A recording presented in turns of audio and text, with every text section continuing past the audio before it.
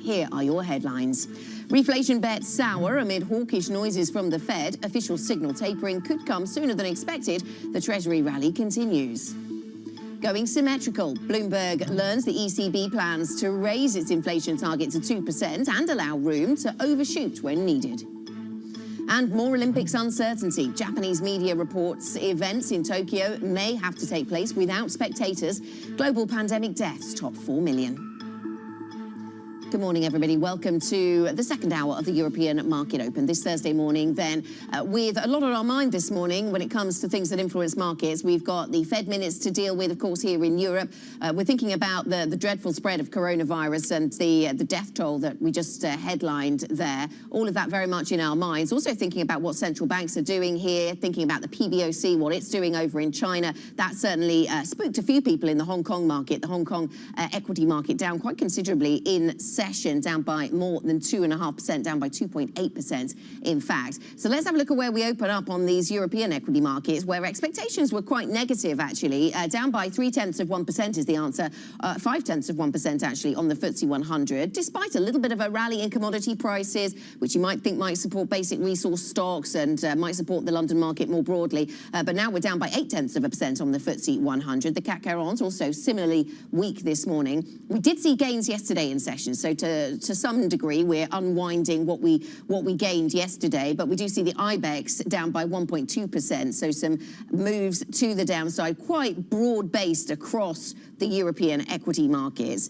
And as I mentioned, we did see the Hong Kong market under pressure, but we did also see other markets under pressure through the Asian session. MSCI Asia Pacific as a whole down by 1.2%. So negativity through the Asia session, negativity through into Europe then, and this must have something to do with the Fed and our expectations for global growth. Let's talk about all of those themes then as we see these European equity markets open on the back foot. June minutes from the Federal Reserve show that officials were not ready to set a taper timeline, though they did want to nail down a plan in case they have to move sooner than anticipated. Various policymakers mentioned that they expected conditions for tapering to be met earlier than they had previously expected. Joining us now is Ian Steely, JP Morgan Asset Management International CIO for Fixed Income. Ian, it was interesting. I was wondering before the minutes whether there could be anything new, given we knew how the dots changed. We knew there was a bit of a hawkish twist to the Fed, and the market had reacted. The curve had reacted. Treasury markets had reacted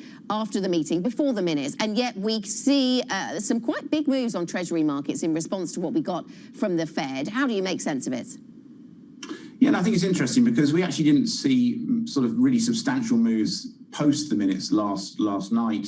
I think when we look at what they said, they talked about the fact that they did still need to see substantial progress made on the jobs market. I think that's been evident, but obviously the question was arising around inflation and had it picked up a little bit more than they'd expected, and did it mean that some of the tapering expectations needed to come forward? I don't think that is a million miles away, though, from what the market was previously expecting. I think most people had baked in some form of announcement on tapering in the third quarter, the fourth quarter, and then looking to start either later this year or early next year, and probably be doing the tapering progress through the majority of next year. I think really the drive lower in yields that we've seen is a combination of concerns around sort of peak growth optimism. The reopening trade that's occurred through the second quarter, have we hit sort of as good as it gets in a way? And then I think there are still underlying concerns around the Delta variant on COVID. And then it just feels like a very technical squeeze, lowering yields for people that, as you said, had been positioning for sort of the reflation trade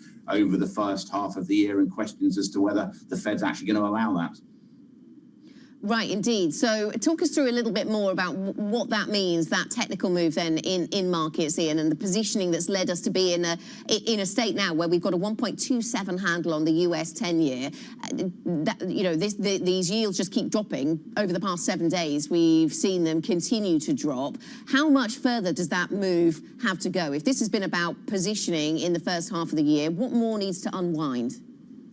So great question. I would have probably said a lot of it had already happened, but we do seem to continue to go lower. When we look at some of the positioning surveys out there, it does feel like a large amount of the reflation unwind has happened. I think the big trades that had been put on were an anticipation of a Fed on hold for a long period of time, which meant the back end of yield curves needed to move higher while the front end was anchored. So we were seeing steepening, and people were piling into the steepening trade. That reversed very sharply post the last meeting, where we saw 5-year yields higher and 30-year yields lower, really pivoting around sort of the 7 to 10-year part of the curve. The more recent moves, I feel like it's not as fixated on the actual curve. We've seen yields move lower across the board. It does feel like, I think it's probably going to be running out of steam pretty soon when I look at what's now sort of terminal hike expectations are for the Fed. They're well through 2%. And the Fed dot plots think that the long run neutral rate is 2.5. So it does feel like it's a little bit overstretched, but until we completely get a flush out of that positioning, it could have a little bit more legs.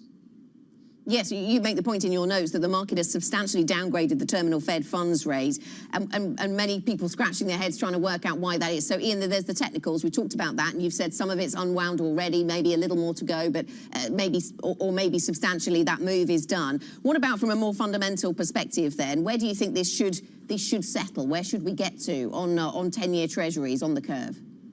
So 125 is a very important technical level, so it'll be interesting to see as we get towards there. I mean, I still do feel that if we're sitting here in 3 to 6 months' time, we'll be talking about higher yields. I think the reality is we had a really significant move higher in yields from the start of the year. We started the year at 92 basis points on the 10-year. We got all the way up to around 174, 175 on the final day of March. So we've retraced about half of that move. That isn't abnormal compared to normal big sell-offs in markets. So I feel we need a little bit of consolidation. The data still looks good. I do understand that we've maybe passed the absolute peak, but we've got strong data, we've got strong growth. PMI is still looking strong. Inflation is picking up. The Federal Reserve is going to be looking at normalizing policy, and other central banks, whether it be the RBA, the Bank of England, New Zealand, they're still looking at, I think, closer to normalizing policy than easing policy. So I do feel that later in the year, we will be talking higher yields.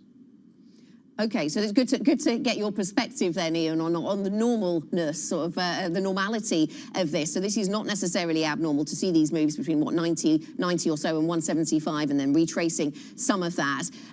In terms of what the Fed communicates from here then, Ian, they're not ready to communicate any timetable around tapering just yet. That seems to be clear from the minutes. But what is your expectation for what we learn over the summer and into the autumn?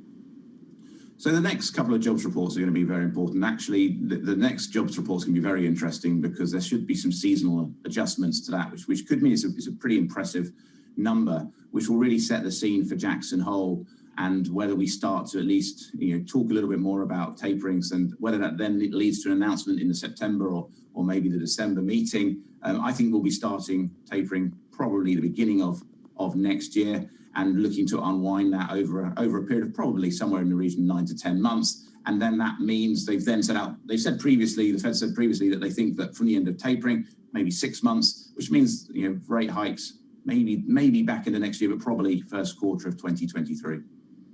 Okay, Ian, thanks very much. Thanks for joining us and stay with us. In fact, we're going to get further thoughts from Ian Seeley, JP Morgan Asset Management International CIO for Fixed Income. Perfect voice to have on the programme this morning as we see these substantial moves in treasuries, not, as Ian rightly pointed out, right after the Fed minutes, but certainly this morning's theme is ongoing buying of treasuries and really across the curve, the 2-year, the 10-year, the 30-year. I can see those yields all dropping. Coming up on this programme then, the World Health Organization is urging caution on reopenings worldwide, with most regions seeing rising case counts. The global death toll has topped 4 million. We'll get the latest next. This is Bloomberg.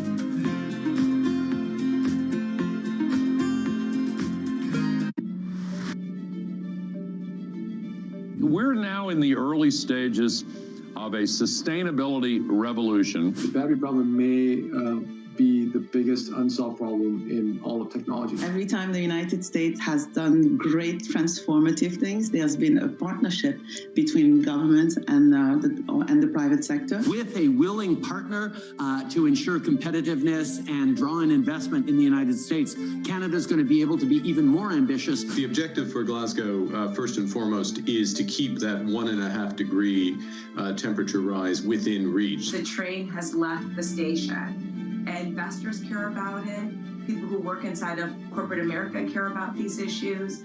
And certainly we see that with just the broader community. There's not enough tax in the world for private sector to pay for all of this. It's going to have to be a public-private partnership.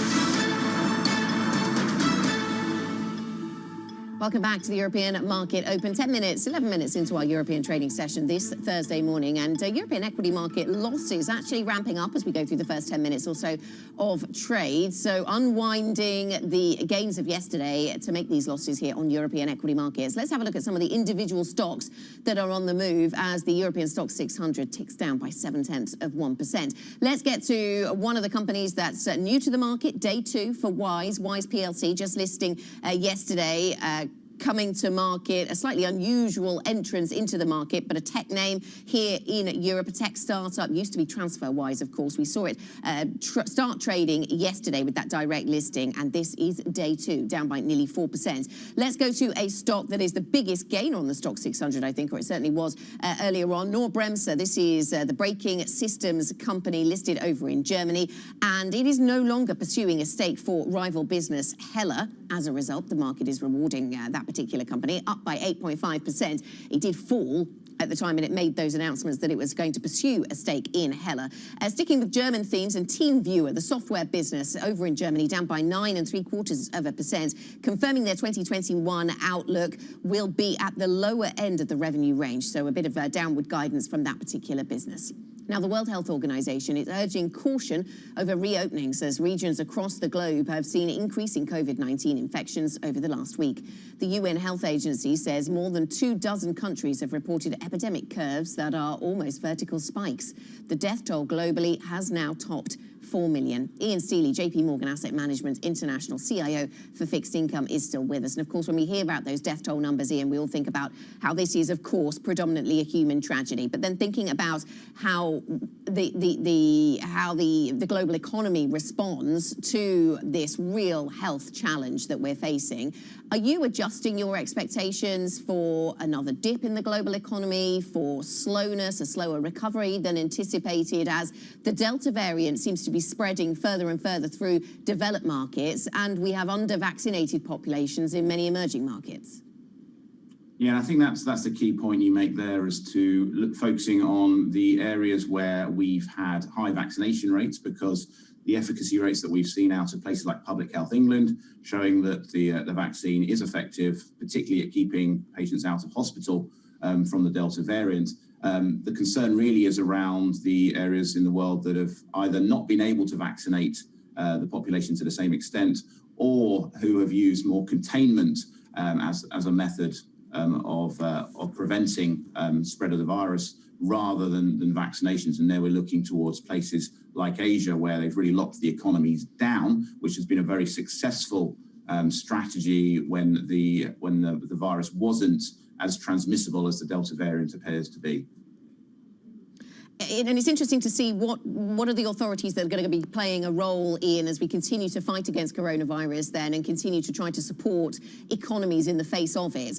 I'm thinking here about what governments are doing, and also crucially what central banks are doing. We've talked about the Fed, but if we look at other major central banks, it seems as if there's a slightly different message coming through. Or maybe give us your thoughts on that, because we've got some hawkishness from the Fed, turning a little bit more hawkish as we've discussed in June. But then the ECB messaging recently, certainly around our coverage of the new strategy at the ECB with inflation targeting at 2%, that seems a little more dovish. And then we hear talk overnight of a RRR cut in China. That seems a little bit more dovish. So what's happening that in terms of that central banking narrative for you?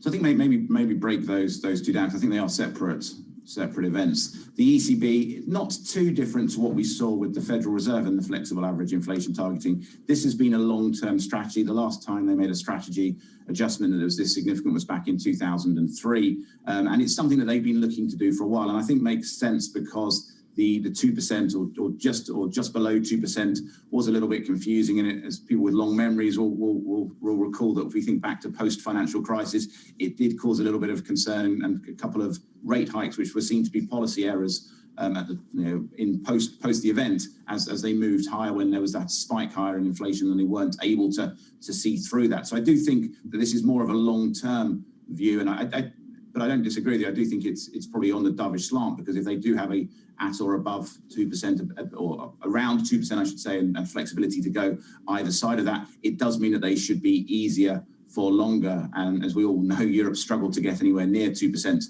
for the last couple of decades or so. The China one is a little bit different, because we have started to see some of the economic data in China slow. PMIs, unlike a lot of the rest of the world, which are up in the 60s, are hovering around, say, the 50 mark, expanding, but only just. And I think that is causing some form of concern. China itself is still looking at deleveraging the economy. So we're obviously hearing overnight about the possibility of RRR cuts to try to support that. So I think what that means is actually the deleveraging story continues, but they're going to be looking at a policy that will support that and allow growth to at least sort of be maintained. But I do feel that maybe some of the concerns at the moment, and some of the reasons why we talked earlier about yields falling, is just that concern is something. One of the biggest drivers of global growth in China is coming off the boil a bit. Yes, and thinking about, we talked there about the ECB, you mentioned that ECB story, and we do seem to see that the German Bund yield is dropping quite aggressively this morning. I mean, sometimes you see that in response to what treasuries are doing, and we're seeing quite big drops in treasury yields, a 1.27 handle on the US 10-year. We're down at minus 0.323 on the German Bund. How much more downside do you think there is for the German Bund when you think about what we already know about the ECB's new strategy and where it goes from here?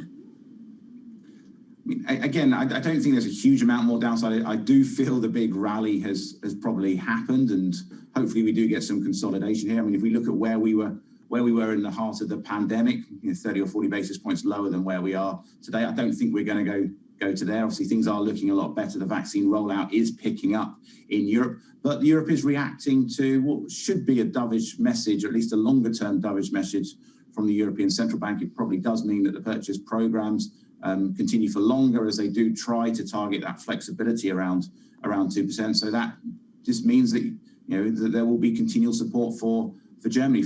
Actually, for our portfolios, it means that owning things like the peripheral parts of Europe where you can still get a spread, you're still getting around about 100 basis points buying Italy over Germany in a yield-starved environment, and continual support from central banks, that doesn't look too bad an option. Ian, thanks very much. Thanks for joining us this morning. Have a good day. Ian Steely, JP Morgan Asset Management International CIO for Fixed Income. Let's get a Bloomberg Business Flash. Corporate stories we're covering here at Bloomberg. Here's Laura. Thanks, Anna. Britain's National Security Advisor is to investigate the takeover of the country's biggest semiconductor plant by a Chinese-owned company. Nexperia acquired chipmaker Newport Wafer Fab, which makes chips for the car industry, 5G and facial recognition. Lawmakers say the deal could pose a security threat. Alphabet's Google is being sued by 36 US states, alleging that it illegally abused its power over the sale and distribution of apps through its Play Store. The states allege Google thwarted competition, forcing developers to use the Google Play Store to reach users. The company says the lawsuit gets it wrong and ignores that Google competes with Apple for developers and consumers. Macquarie is said to be exploring a rival joint offer for Sydney Airport. Sources say the firm has been speaking to potential partners, including pension funds, about challenging a $17 billion proposal by IFM investors. The purchase of Sydney Airport would rank as Australia's largest ever acquisition. Anna, Sydney feels so far away right now, but I wish I could visit. Most of the world feels far away right now. Laura, thanks very much. Laura Wright with the Bloomberg Business Flash.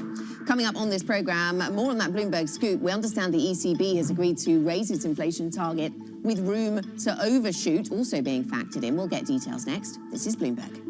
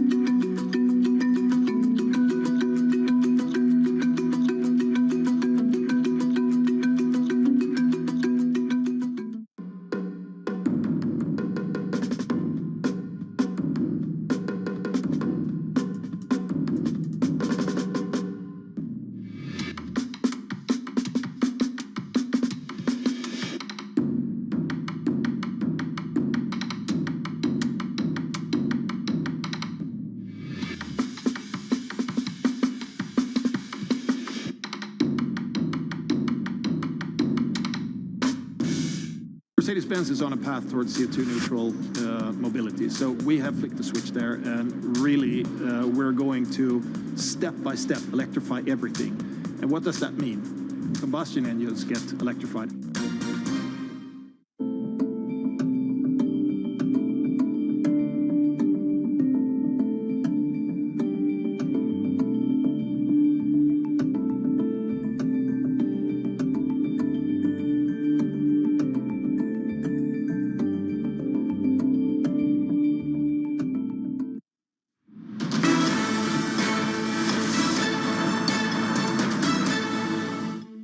It's quite important before the exit from the exceptional pandemic measures, it's the phasing out of these measures. I think it's quite important for the ECB to clarify, the new strategy well before. We have a little bit time also because of the new variant, which, slowed down the exit from the crisis. But still, it's quite important to conclude.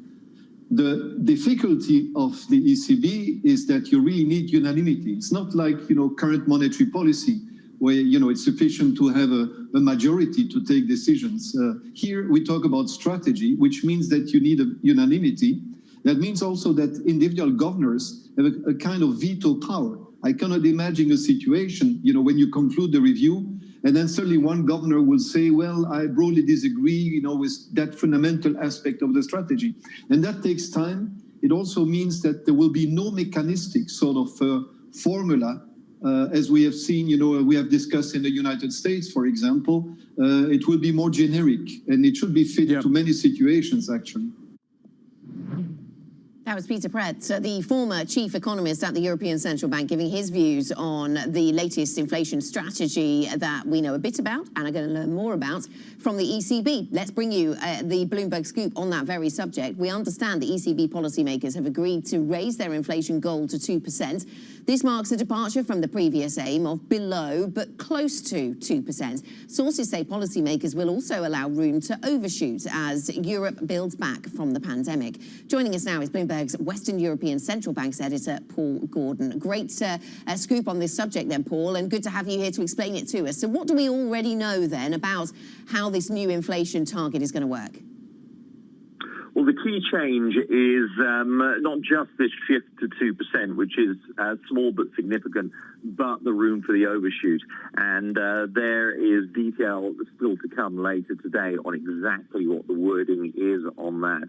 We do understand this is not the same as the Fed's average inflation targeting, which gives you an automatic overshoot after periods of weakness. There will be more discretion involved with the ECB, and that may be a concession to some of the more hawkish members, such as the Germans, the Dutch, who wanted to make sure the ECB's credibility and its independence from governments wasn't undermined.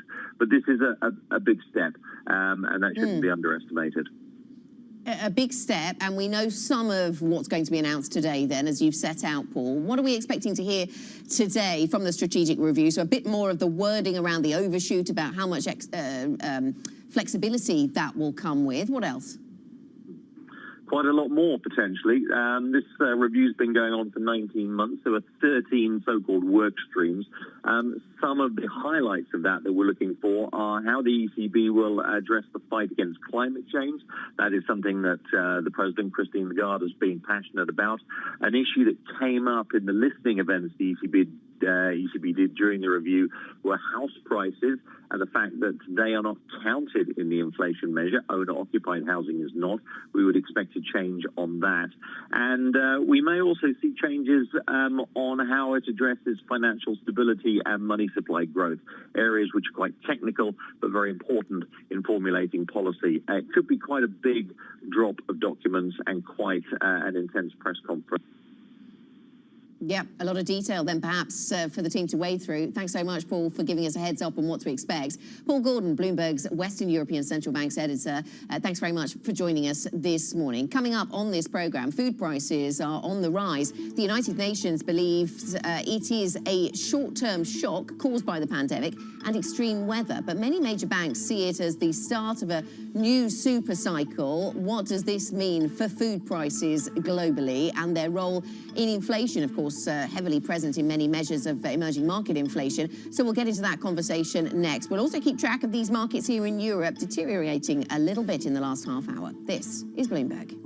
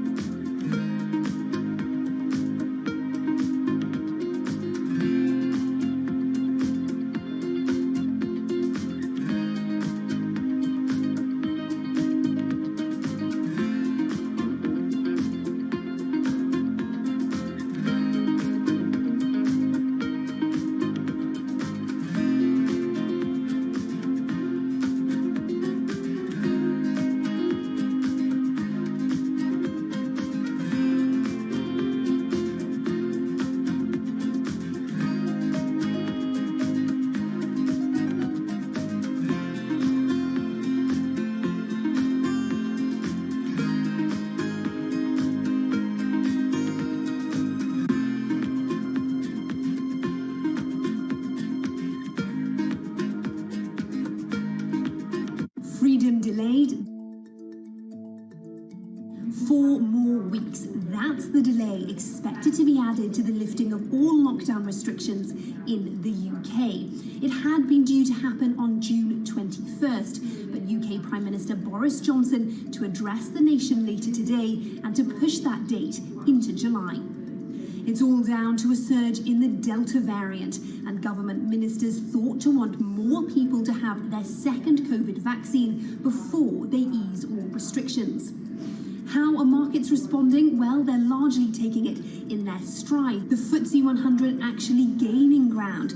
Strategists saying that delay largely priced in, that we could see further weakness for travel and leisure and hospitality stocks. The pound falling against the dollar, though Nomura saying this weakness likely to be temporary. In fact, money markets largely bullish on sterling, given the pace at which economic gloom has been lifting here in the UK. Indeed, last week's GDP figures pointed to an economy that is recovering quickly, and later this week we'll get unemployment, inflation and retail sales data that should all further illuminate the economic recovery.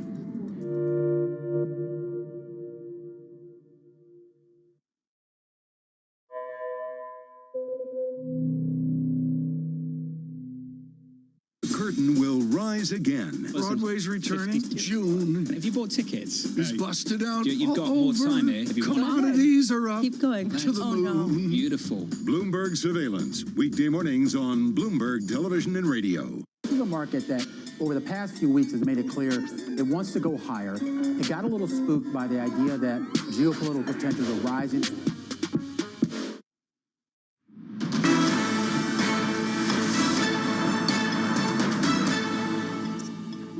Welcome back to the European Market Open. We are half an hour into Thursday's trading session, and European equity markets decidedly negative this morning, down by 1% on the FTSE 100, not far away from that on the DAX, and a little bit more than that, actually, on the CAC 40. Let's have a look at the sector breakdown then and see where some of this weakness is coming from. And we don't have very much in positive territory. In fact, nothing in positive territory. Travel and leisure was getting a boost, and we've heard about the change in stance around amber list countries for those who are double jabbed, double vaccinated. That could make a bit of a difference for some of those travel and leisure names, but even those are in negative territory right now.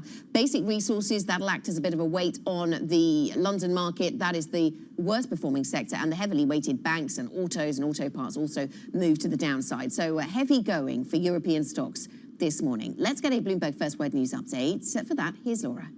Thanks, Anna. Japanese newspaper Asahi is reporting that spectators will be banned from all Olympic events in the Tokyo area. That's as Japan recommends a new state of emergency to be declared in Tokyo. The economy minister says it will start next week and extend to August 22nd, taking in the entire Olympic period.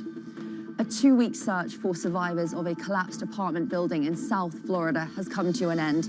The operation has now shifted to a recovery effort after authorities concluded there was no longer any chance of finding life in the rubble.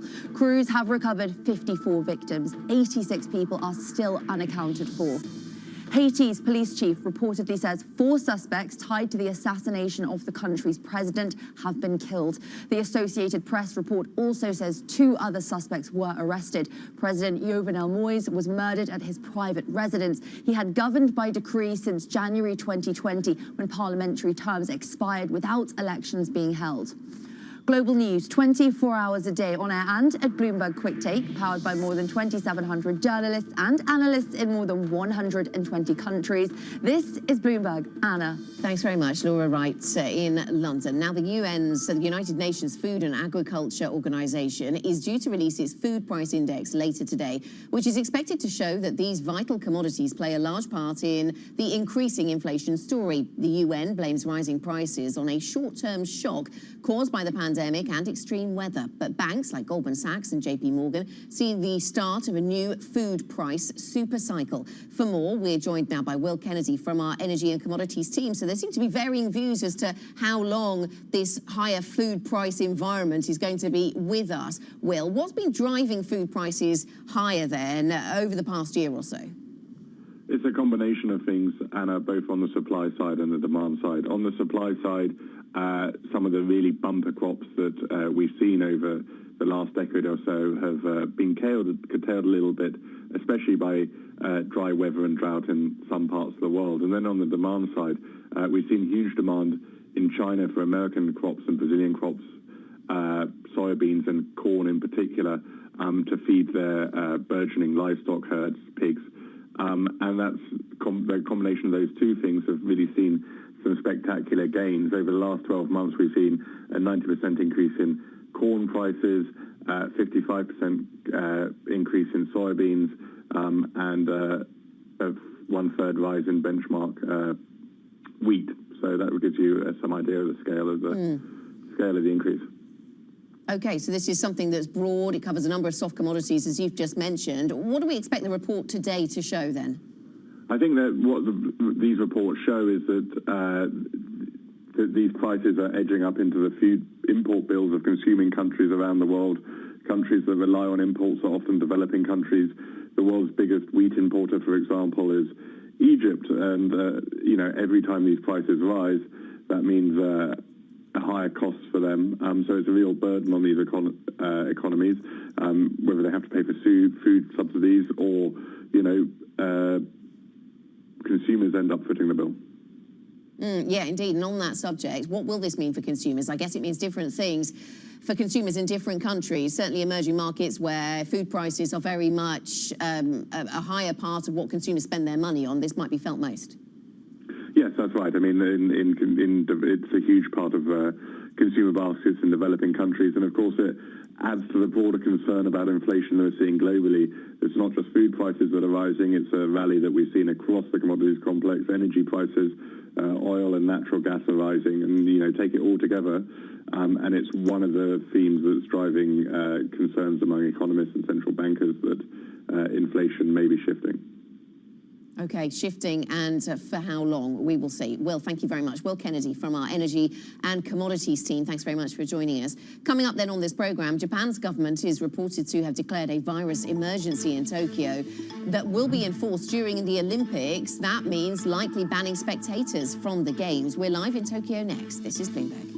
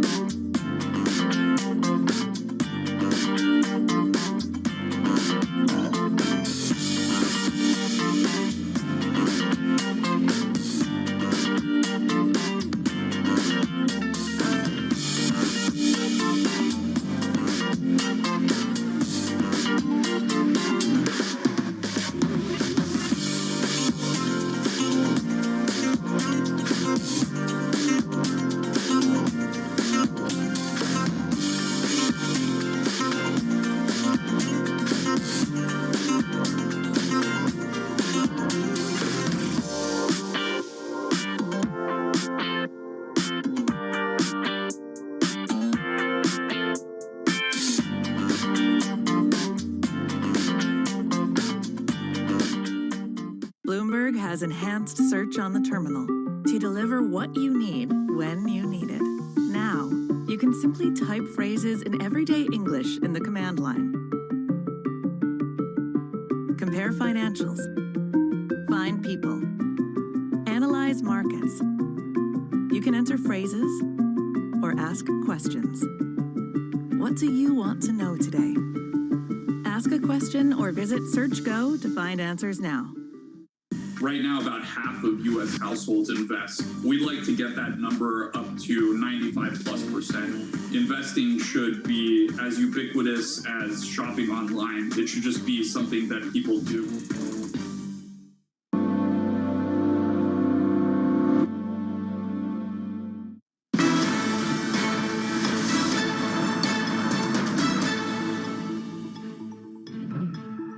It seems to me that a positive result of Russian-American summit in Geneva gives us a fresh opportunity to stabilize the relations of the two nations. I hope that you pay attention that I didn't say to improve. Today, I would like to stabilize our relations, and maybe the next step will be to improve Russian-American relations. As regarding to what you have just mentioned about the recent attack on United States and other Western countries' infrastructure, I would like to say you that Russia didn't participate in such attack, and Russia didn't stay behind the curtain of such attacks. That was Russia's ambassador to the United States there on relations with the US and the rise of cyber attacks linked to Russian entities. Now, as finance ministers and central bankers gather in Venice for the G20 finance meeting, the global minimum tax of 15% agreed at the G7 and at the OECD level will be one of the main topics on the table. But is this tax rate really a revolution? Bloomberg's Danny Berger explains. With pandemic stimulus plans in the trillions and trillions of dollars, governments have a new mantra for how they might pay for it all. For too long, there has been a global race to the bottom in corporate taxes. The US proposal for a minimum rate of 15% is an interesting and solid basis. Last month, G7 countries agreed to a global minimum corporate tax of 15%, what they called a landmark agreement. Then last week, the OECD managed to get 130 countries and jurisdictions on board. The current goal for implementation could be as soon as 2023. The OECD's current plan would bring in an extra $150 billion a year. What would harm innovation is the absence of a solution and trade wars. Gross taxation would harm innovation. Technically, though, this might not be such a historic crackdown. The 15% level would be higher than Ireland's 12.5%, but lower than all G7 and most other EU nations except Hungary. Ireland and Hungary have not yet joined the plan. That means Ireland is likely to remain the go-to for big tech in Europe, including Google, Apple, or Facebook. For some, it's just not ambitious enough. With 15%, there's still a big drop ahead of us. We'll be dropping to the minimum instead of dropping to the bottom. We need a minimum corporate tax rate that is close to the level where we are now on average. That would mean we have to be at around 25%. But those most at risk might be the zero tax territories. Countries like the UAE, which is not part of the G20, might choose to be exempt.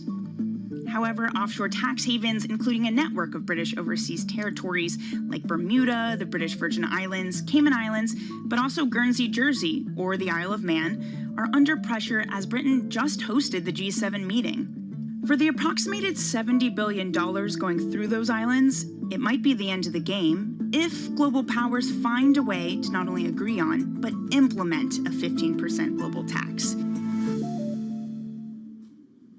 Danny Berger with a look at the hurdles to a global minimum corporate tax ahead of the G20 meeting tomorrow. Of course, there is the other pillar of that tax plan, and that is about increasing the ability of nations to tax those very mobile tech profits or mobile profits in general.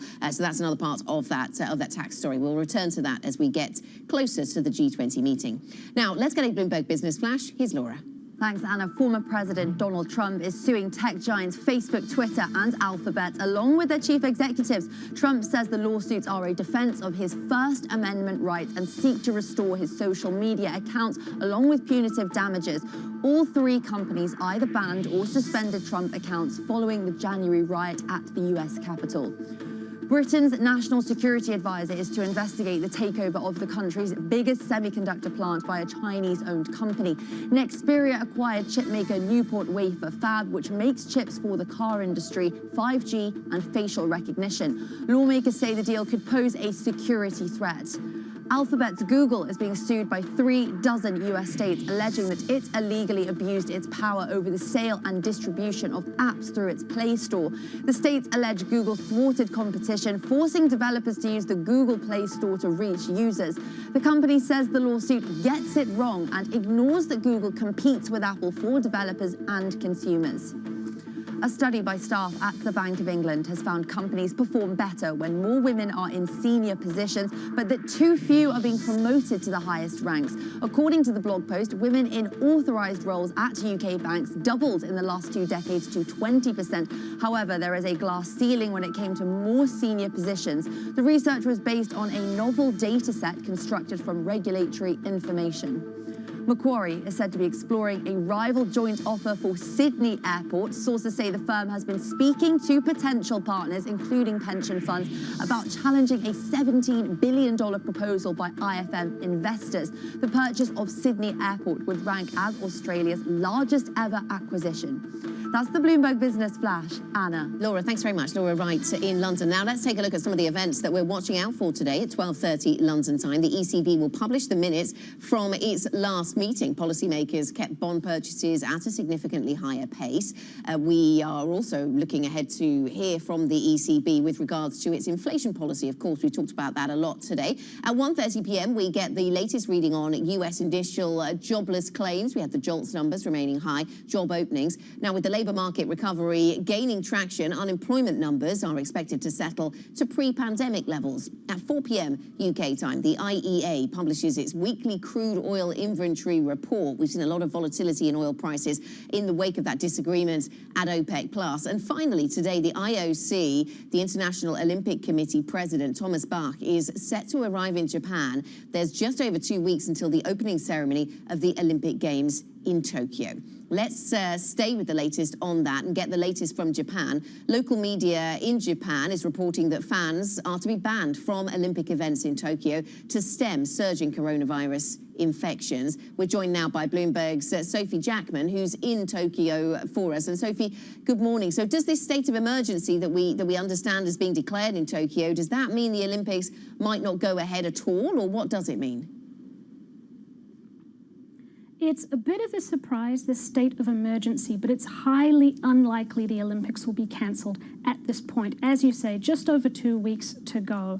And a state of emergency declared by the central government was definitely within the boundaries of the Plan B that the Olympic organisers have had in mind. It shouldn't change much about the way that the athletes and other participants are able to spend their time. The big tool that the organisers have left in their toolbox is to keep all spectators out of the venues. They already were looking at a reduced number of spectators in the stands.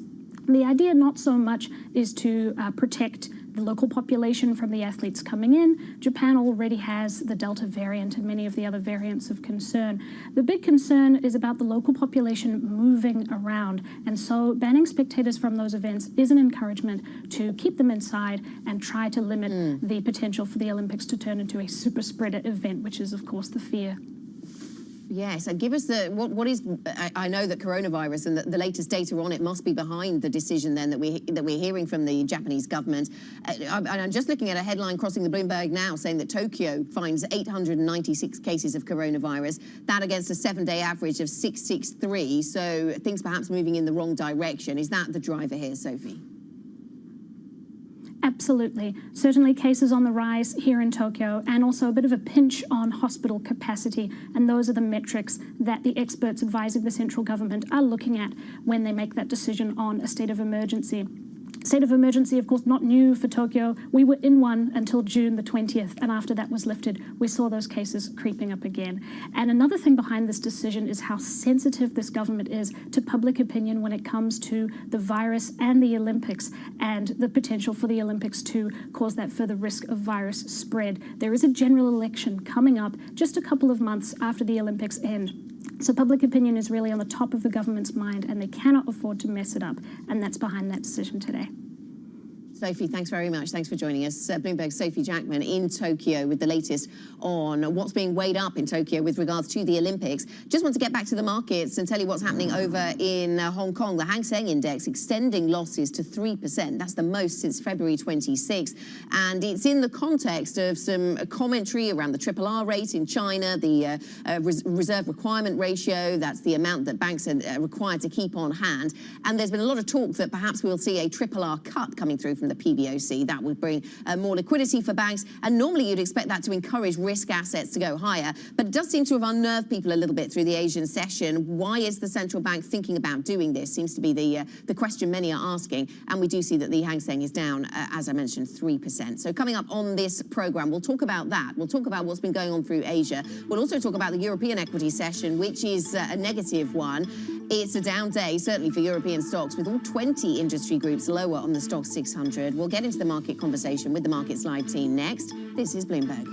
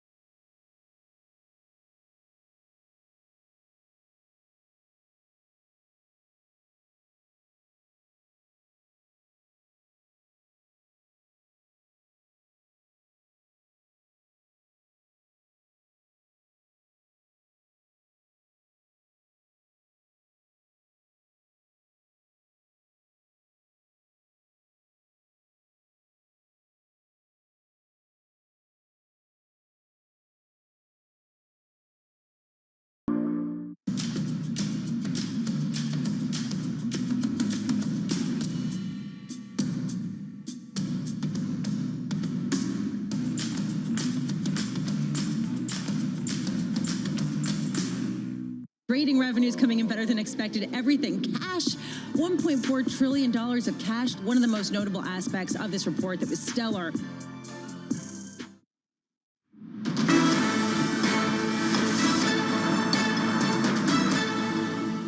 Welcome back to the European market open. 51 minutes into our European trading day, and time to reflect on maybe the front pages of some of the British newspapers this morning, shall we? You may have heard there was a football match last night. You may have been watching, and the results are dominating the front pages, as you might expect here in London. Take a look at today's front pages. The Daily Mail going with a pun on Harry Kane's winning goal with "Can you believe it?" Don't make me read them all, please. I can't bear to read all the puns out loud. But certainly a lot of celebrating going on here in London, a lot of celebrating going on for England. In England, of course, when it comes to the national team, finally, after 55 years, making it to a really notable international final. So we're all going to be getting ready for Sunday evening, of course. And I hope I can rely on Francine in the next hour of programming to reset our journalistic balance just a little bit and fly the flag for Italy whilst I fly the flag for England here on this programme.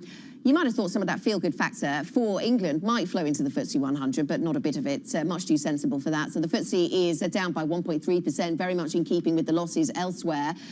Certainly similar to what we see on the Xetra DAX, down by that kind of margin, and the CAC 40 down by 1.75%. Ven Ram, our currency rates strategist from our Markets Live team, joins us this morning. And Ven, give us your thoughts then on what you think is driving this real risk-off mood. Is this really response to a bit more detail from the Fed? Fed? Is it about the PBOC and the anticipated triple R cut or the possibility of one there? What do you think is driving this real negativity? Morning, Anna. I think, much of this negativity we saw in the markets yesterday, much before the Fed. In fact, after the Fed minutes came, the markets were quite tame, as I thought. And the China RRR news is definitely weighing on sentiment, no doubt. And I think that's a bigger factor for the markets today. Yeah. Yeah. Why is that, do you think, Ben? I mean, it does seem that, some of the reporting I've read suggests the PBOC might feel that they need to do this to cushion some of their smaller businesses from rising commodity prices. But you might have expected a cut in a triple R to lend support to risk assets. That doesn't seem to be the case. Give us a little bit more insight into why you think the market is taking this quite so negatively.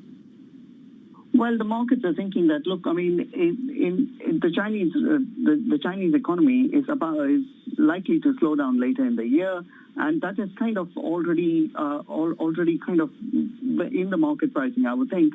And the government bonds have rallied, but it's not gone below the 10-year yield hasn't gone below 3% as yet. So I think that, there is some, the markets are still trying to work out what this means and whether indeed what the State Council says, whether the authorities will actually follow through with the cut, it remains to be seen.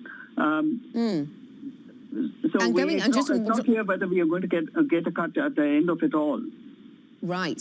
Okay, so that is interesting and absolutely worth me bearing in mind.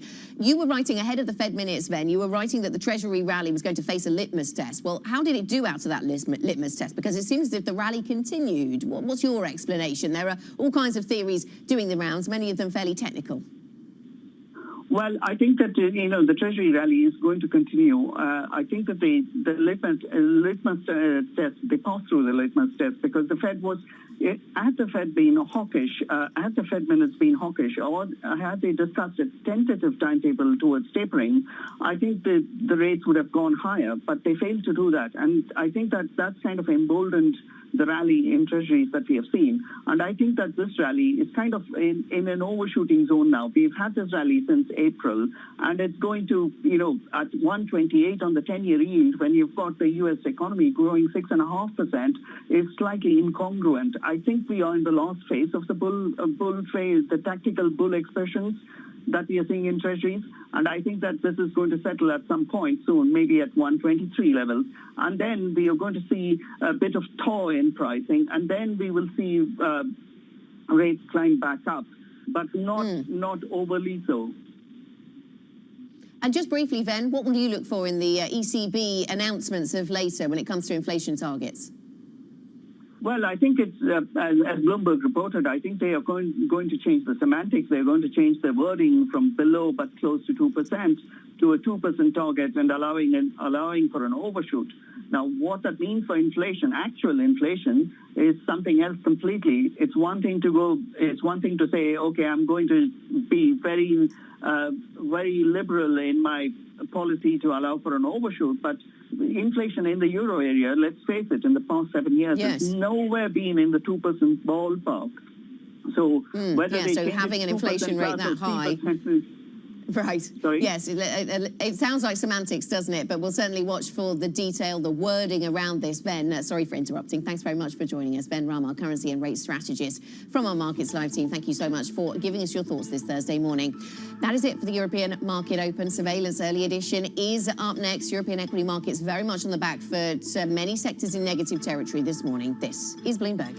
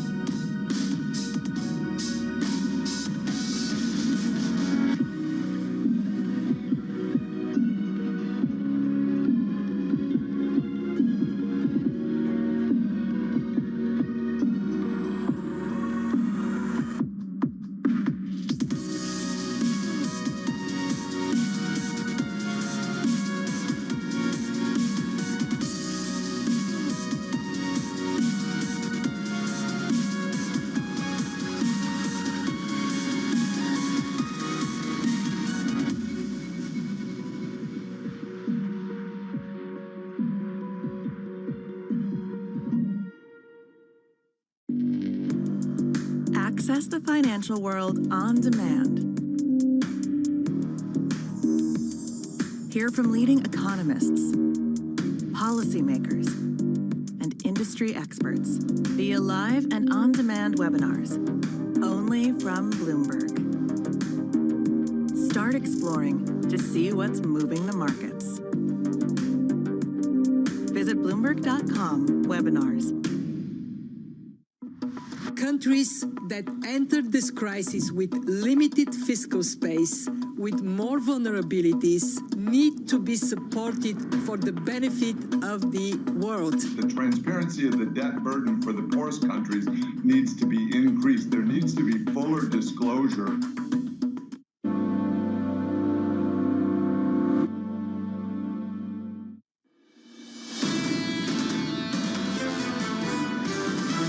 We have severed the link between infection and serious disease and death. Here we talk about strategy, which means that you need a unanimity.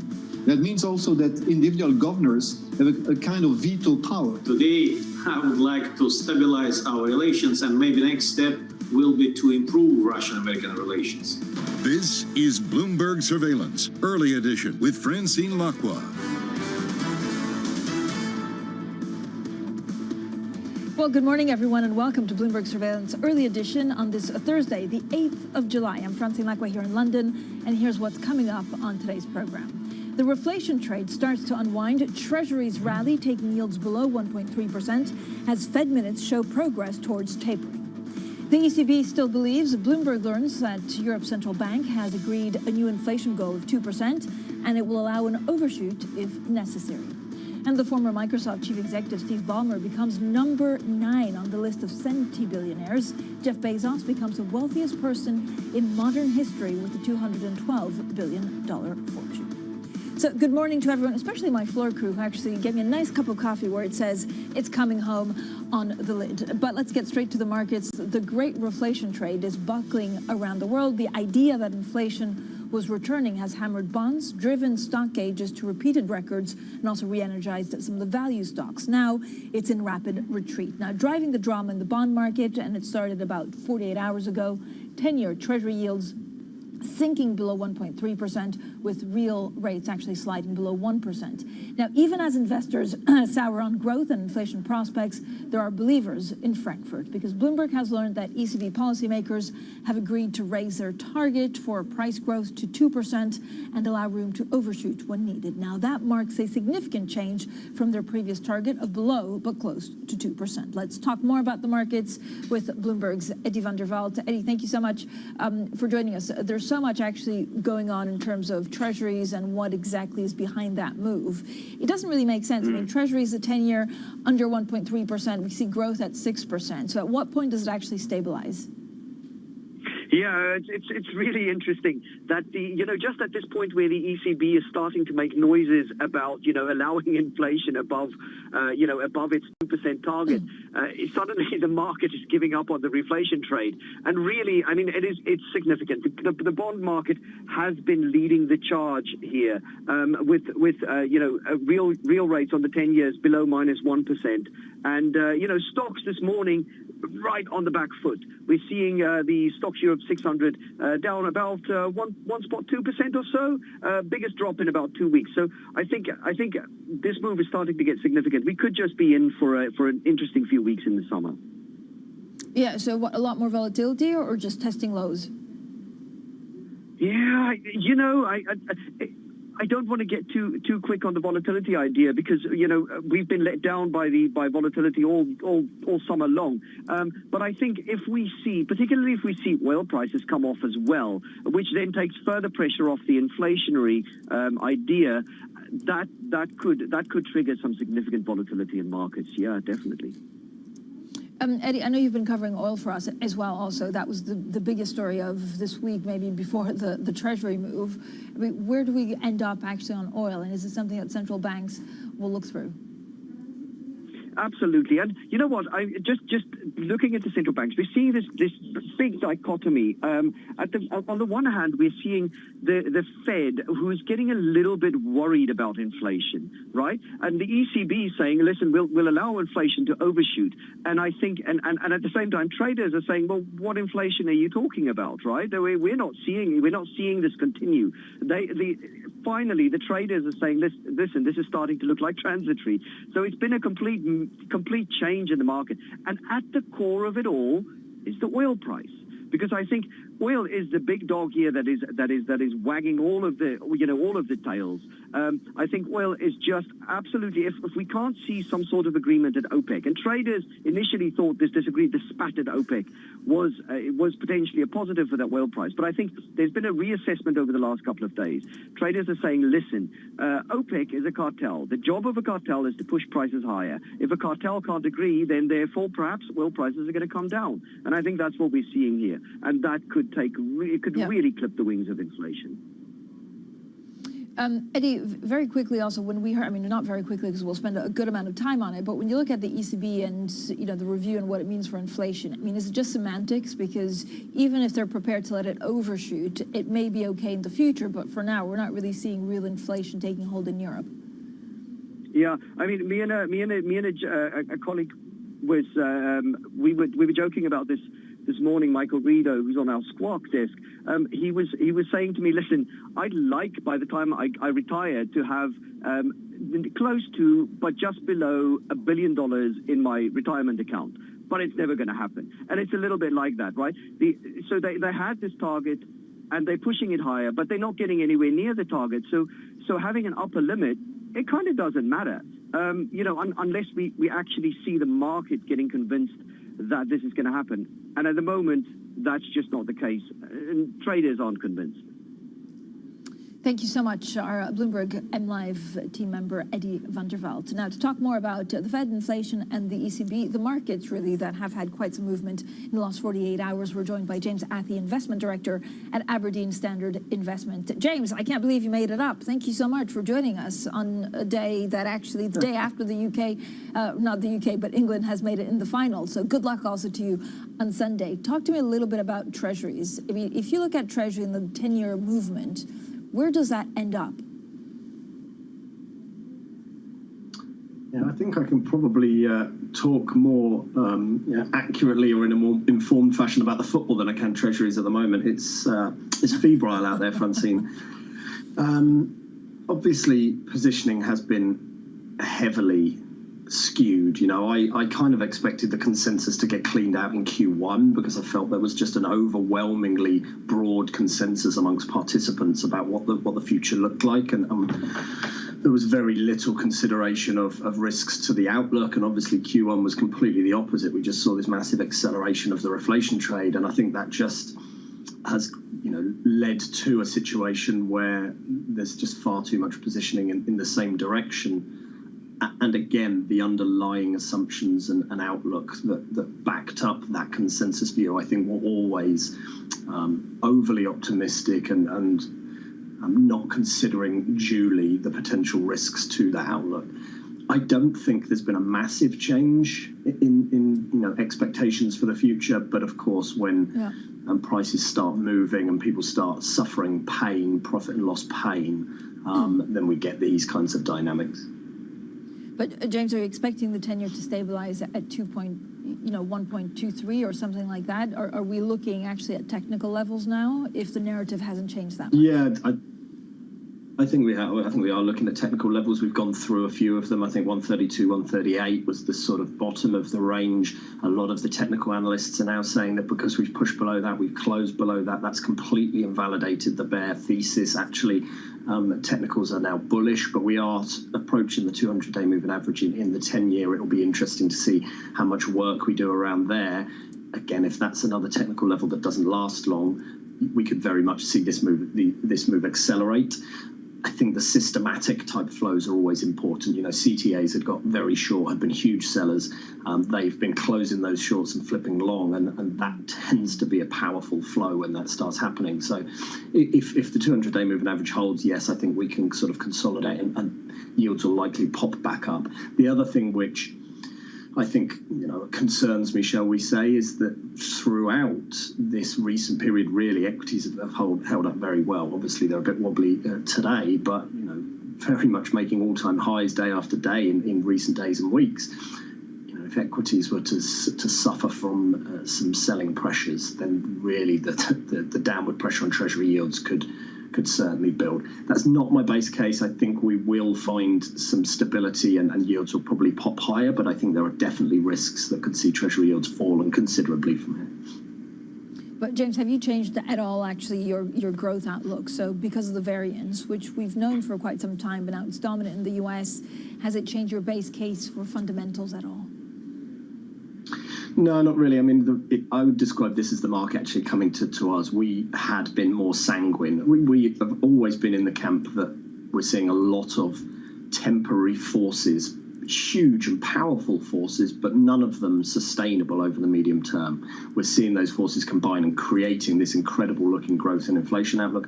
Underneath it all, we don't think anything has changed in terms of economic structure. We still see there being structural weaknesses globally, low rates of trend growth, if you want to call it that. We're still in a low inflation environment, in our opinion. Once all these forces pass, we'll be roughly back to where we were prior to the pandemic, possibly a little less healthy because so much debt has been added into the system since. So that's always been our view.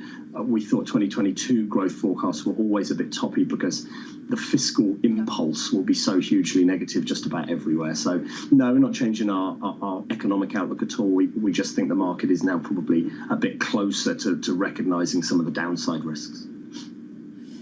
James, what do you make of the ECB review? So we have a Bloomberg scoop, which should be confirmed a little bit later, that actually the ECB is ready to overshoot the 2% target. Does that actually change in what we're dealing with in the nearer term? No, I very much agree with Eddie that you spoke to previously. It's all very well and good having this symmetry around a target, but if you don't get anywhere near the target, then it's not really making much difference to policy decision making. And I would go further with respect to the ECB. I could bang on for hours about structural issues. There are huge structural issues in the Eurozone. The monetary union is an ill-fitting straitjacket that creates, by definition, divergence rather than convergence, and it creates disinflationary pressures. There's nothing that monetary policy can do about that. And I firmly believe that ECB's aggressive, experimental and hopeful policy decisions taking rates negative, for example, I think they're actually causing more problems than they are solving. So I think they are a further disinflationary force in the region. So if this new framework suggests to the Governing Council that they need to do more of the very same things which have not just not worked but actually taken them further from their target, then I'm even less believing of any notion of 2% inflation persisting in the Eurozone for any period of time. So no, it's a bit of a vanity exercise. I don't see it as being impactful at all. James, thank you so much. Okay, you have 20 seconds on football. Here are 15 seconds. Go. You excited? It was wonderful, right? I mean, I really thought it was going to be the same that we'd seen all over again, drag on to penalties, and then somehow, having missed all those chances, we managed to go out. But I was incredibly proud. I thought the team were absolutely superb. They controlled the game in a way which England teams are not accustomed to doing through history. So very much looking forward to the final, and I definitely think it's coming home. Yeah, James will also work on charts looking at, I'm sure, productivity and actually the final on Sunday. James Athey there, Investment Director at Aberdeen Standard Investments. Now, coming up, G20 ministers and central bank governors meet in Venice tomorrow. On top of the agenda, global tax. So we'll have more on global tax. And then a little bit later, we'll also be joined by renowned economist and Chatham House chairman, also massive football fan. What a day to speak to Jim O'Neill.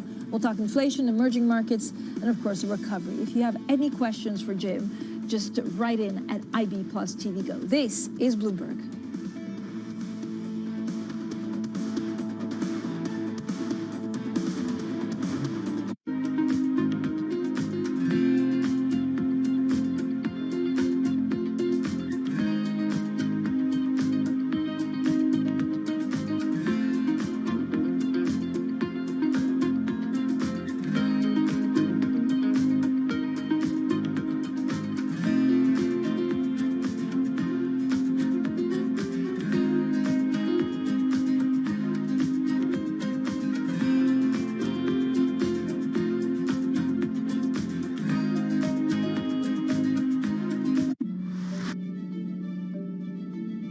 We're now in the early stages of a sustainability revolution. The battery problem may be the biggest unsolved problem in all of technology. Every time the United States has done great transformative things, there's been a partnership between government and the private sector. With a willing partner to ensure competitiveness and draw in investment in the United States, Canada's going to be able to be even more ambitious. The objective for Glasgow, first and foremost, is to keep that 1.5 degree temperature rise within reach. The train has left the station.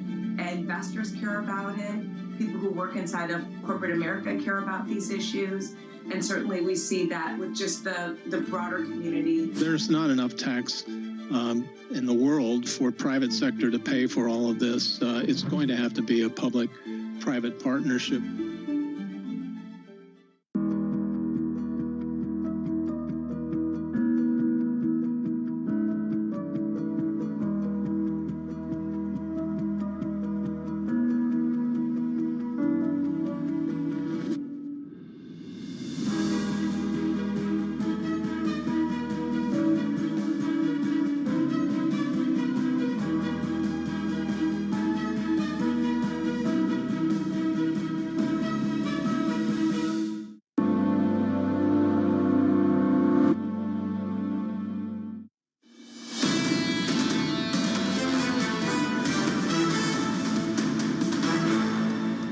With pandemic stimulus plans in the trillions and trillions of dollars, governments have a new mantra for how they might pay for it all. For too long, there has been a global race to the bottom in corporate taxes. The US proposal for a minimum rate of 15% is an interesting and solid basis. Last month, G7 countries agreed to a global minimum corporate tax of 15%, what they called a landmark agreement. Then last week, the OECD managed to get 130 countries and jurisdictions on board. The current goal for implementation could be as soon as 2023. The OECD's current plan would bring in an extra $150 billion a year. What would harm innovation is the absence of a solution and trade wars. Gross taxation would harm innovation. Technically, though, this might not be such a historic crackdown. The 15% level would be higher than Ireland's 12.5, but lower than all G7 and most other EU nations except Hungary. Ireland and Hungary have not yet joined the plan. That means Ireland is likely to remain the go-to for big tech in Europe, including Google, Apple, or Facebook.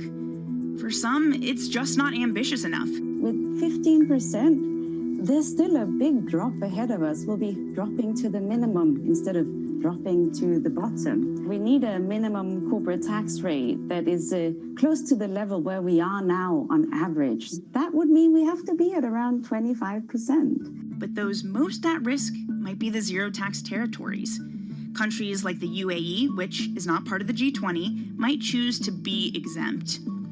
However, offshore tax havens, including a network of British overseas territories like Bermuda, the British Virgin Islands, Cayman Islands, but also Guernsey, Jersey, or the Isle of Man, are under pressure as Britain just hosted the G7 meeting. For the approximated $70 billion going through those islands, it might be the end of the game if global powers find a way to not only agree on, but implement a 15% global tax.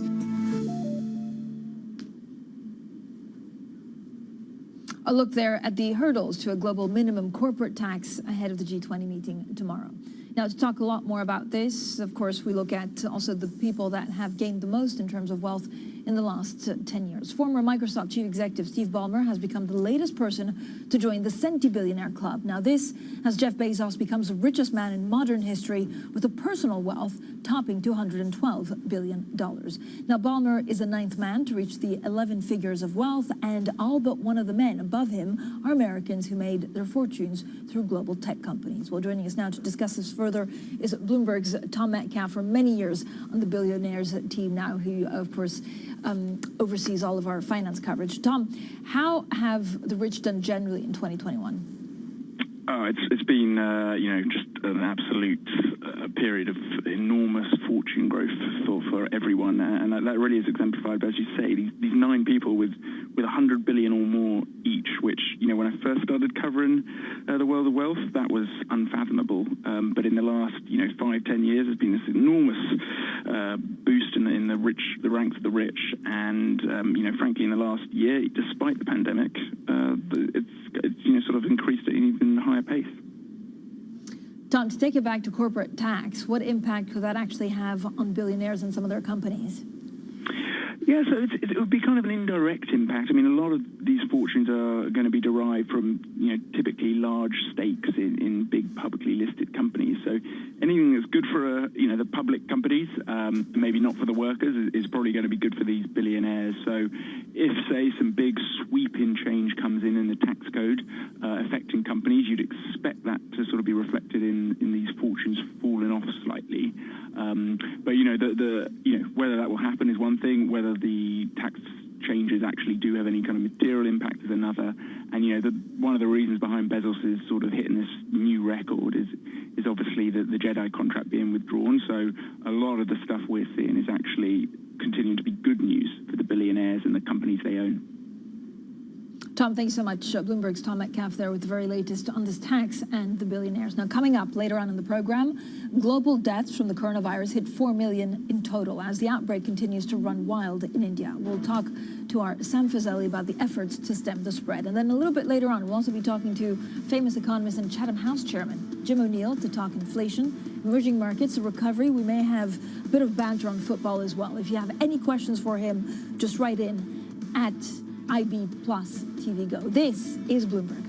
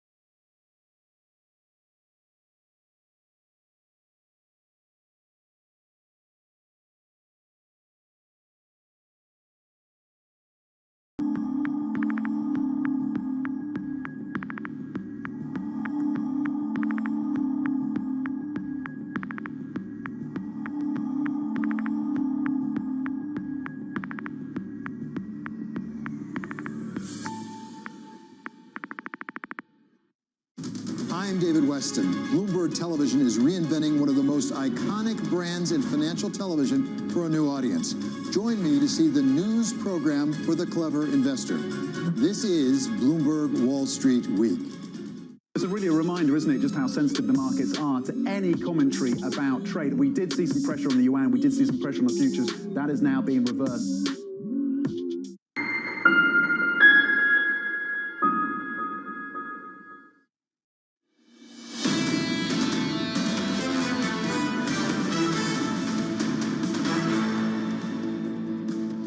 Economics, finance, politics. This is Bloomberg Surveillance Early Edition. I'm Francine Lacqua here in London. Now let's get straight to the Bloomberg First Word News. Here's Laura Wright. Hi, Laura. Hi, Francine. Japanese newspaper Asahi is reporting that spectators will be banned from all Olympic events in the Tokyo area. That's as Japan recommends a new state of emergency to be declared in Tokyo. The economy minister says it will start next week and extend to August 22nd, taking in the entire Olympic period. A 2-week search for survivors of a collapsed apartment building in South Florida has come to an end. The operation has now shifted to a recovery effort after authorities concluded there was no longer any chance of finding life in the rubble. Crews have recovered 54 victims. 86 people are still unaccounted for. A study by staff at the Bank of England has found companies perform better when more women are in senior positions, but that too few are being promoted to the highest ranks. According to the blog post, women in authorised roles at UK banks doubled in the last 2 decades to 20%. However, there is a glass ceiling when it came to more senior positions. The research was based on a novel data set constructed from regulatory information. Haiti's police chief reportedly says 4 suspects tied to the assassination of the country's president have been killed. The Associated Press report also says 2 other suspects were arrested. President Jovenel Moïse was murdered at his private residence. He had governed by decree since January 2020, when parliamentary terms expired without elections being held. Global news 24 hours a day on air and at Bloomberg Quick Take, powered by more than 2,700 journalists and analysts in more than 120 countries. This is Bloomberg. Francine. Laura, thank you so much. Now we'll have plenty more, of course, on the markets. We'll also have plenty more on the European Central Bank. The ECB policymaker is said to raise their inflation goal to 2%. We'll hear our interview with the former chief economist Peter Praet and discuss all of that with the Chatham House chairman Jim O'Neill. If you look at European stocks, they're falling. Of course, there is more and more anxiety that the spread of COVID-19 variants will upend some of the growth expectations. Bonds rallying. This is Bloomberg.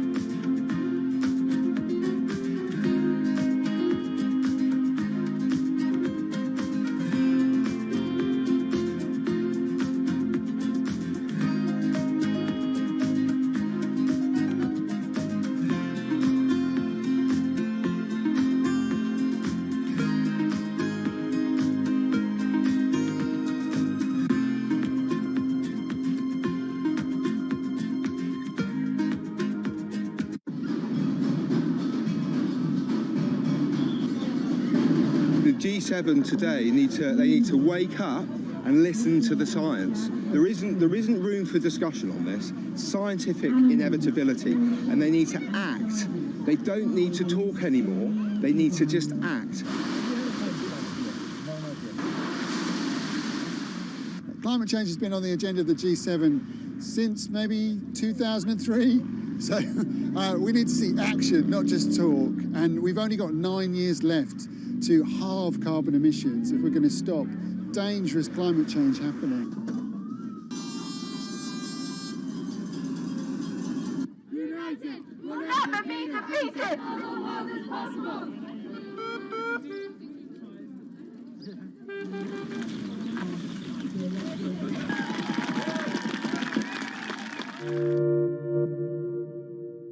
Bloomberg Surveillance puts global markets into perspective. We're going to try to fold an economic theory here with what we've got.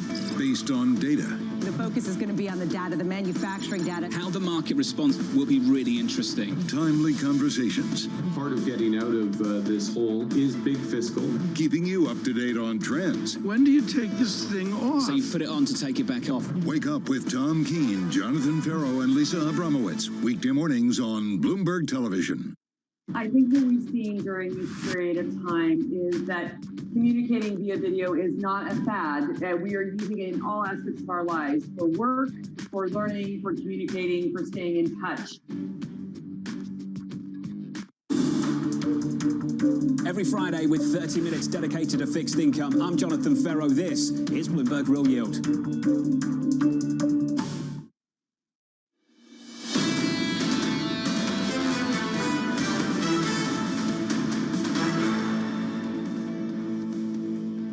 The reflation trade starts to unwind. Treasuries rally, taking yields below 1.3% as Fed minutes show progress towards tapering. The ECB still believes. Bloomberg learns that Europe's central bank has agreed a new inflation goal of 2%, and it will allow an overshoot if necessary. And former Microsoft chief executive Steve Ballmer becomes #1 on the list of centi-billionaires. Jeff Bezos becomes the wealthiest person in modern history with a $212 billion fortune. Well, good morning, everyone. I'm Francine Lacqua here in London. Welcome to Bloomberg Surveillance Early Edition on this Thursday, the 8th of July. Now, Bloomberg has learned that the ECB policymakers have agreed to raise their inflation goal to 2%, also allowing room to overshoot it. Now, the change is part of the biggest strategic overhaul since 2003. It could also give officials the justification for sustaining ultra-loose monetary policy for longer as the economy recovers from the pandemic. Well, we spoke with the central bank's former chief economist, Peter Pratt. It's quite important before the exit from the exceptional pandemic measures, it's the phasing out of these measures. I think it's quite important for the ECB to clarify, the new strategy well before. We have a little bit of time also because of the new variant, which, slowed down the exit from the crisis. But still, it's quite important to conclude. The difficulty of the ECB is that you really need unanimity. It's not like, current monetary policy, where it's sufficient to have a majority to take decisions. Here we talk about strategy, which means that you need a unanimity. That means also that individual governors have a kind of veto power. I cannot imagine a situation, when you conclude the review, and then suddenly one governor will say, well, I broadly disagree, with that fundamental aspect of the strategy. And that takes time. It also means that there will be no mechanistic sort of formula. As we have seen, we have discussed in the United States, for example, it will be more generic, and it should be fit to many situations, actually.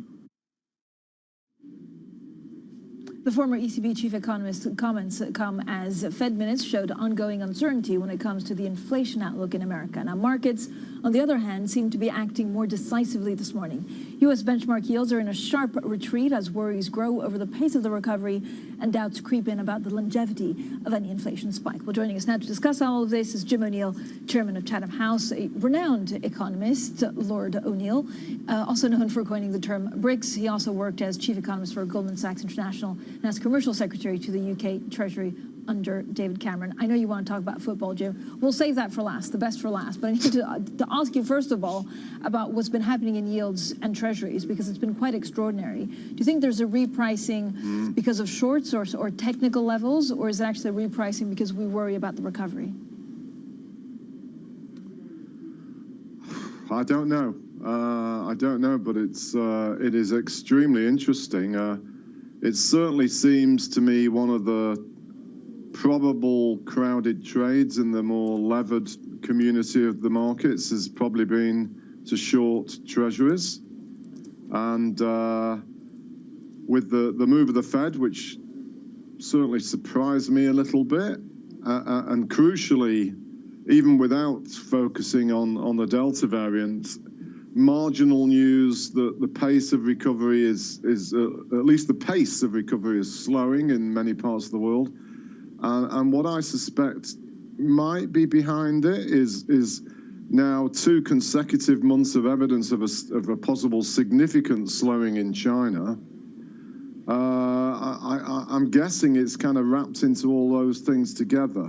But, I think as with many other things the past 18 months, it's probably a little bit early to jump to too many conclusions, but it is definitely the most interesting thing going on in markets. And that's even without the spread of this so-called Delta variant, which at least in the UK appears to be spreading dramatically. Virtually every other every other instance I chat to somebody about some part of normal life, and there's disruption going on all over the place because of the people getting infected. Anecdotally, it seems to be bigger than any of the other strains we've had in the past 18 months, and yet, of course, the government has announced it's going ahead with its opening up. So how does this end up? I mean, again, given what you've just explained, if there's some kind of Delta variant that is even worse, does it really mean that we'll have to reprice most markets? Or is it toppy at the moment because of fundamentals, or is it just the market working through things? I mean, I think the reason why I say that at the end, and I hope for everybody's state of mind and everything, and health and welfare, what I'm about to say is wrong, but if it turns out to be that this Delta spread is just so powerful, and that either the vaccines aren't able to cut the spread to so many people who are yet to be double jabbed, then it is going to have a negative impact on people's behavior. Ironically, irrelevant of what governments decide. So if you take, for example, the hospitality industry, which here in the UK, and I'm guessing probably in most places, is amongst the most severely affected. Even ironically, as the formal rules are to allow life being back to normal, I know of just in my own circle of a number of hospitality places now being closed because of a lot of young people being infected by Delta. And so if that carries on and accelerates, then that's going to in itself harm the economy, and doesn't take a big stretch of imagination to see the same happening in other parts of the world. Jim, harm the economy in a meaningful way? I mean, when we started lockdown, right, just a little over a year ago, this was the biggest concern, is that people started, stopped spending, that people were too afraid to even go out. And actually, the last 14 months was a bit different. So unless there's maybe a new variant, how much of an impact could it have on forecasts? As you know, Fran, and all your viewers and readers live and breathe, in the world of financial markets, it's the marginal information that matters, and what's been really happening the past year. And I've been, even though I'm not an active participant, I'm sufficiently got it in my veins. I'm involved in all of this.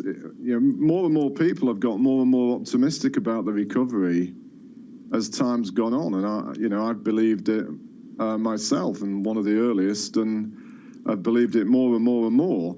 And so the dilemma, and the markets have priced it. That's partly why bond markets weakened so much late last year, and why we've seen this ongoing remarkable strength of equities. But if it now is the case that the marginal rate of recovery is going to be weaker than what everybody's forecasting, the markets are going to adjust, and it might well be that's exactly what's already happened in the past week. The speed in which modern financial markets adjust to the marginal new set of information is as powerful as ever, if not even more so. And it might well be that that's what's going on. What is also interesting is, despite the endless chatter about inflation, the really credible measures of inflation expectations, and I think I said to you last time I was on, I watch it and have done for decades closely, the University of Michigan 5-year survey. It's not picked up. In fact, in the last report, it came back down again for the second consecutive month below 3%. So, it might well be that the markets have priced all the fears of rising inflation, and we're now starting to see some signs of the price increases easing, which means that actually there isn't any real evidence of underlying inflation, at least yet. Jim, what do you make of the strategic review, by the ECB? We could see a change in the inflation target marginally, but actually because inflation we're nowhere near 2%, does it really make a difference to the markets? Well, I think structurally and strategically, it's a huge thing. To be honest, I hadn't really appreciated this had happened.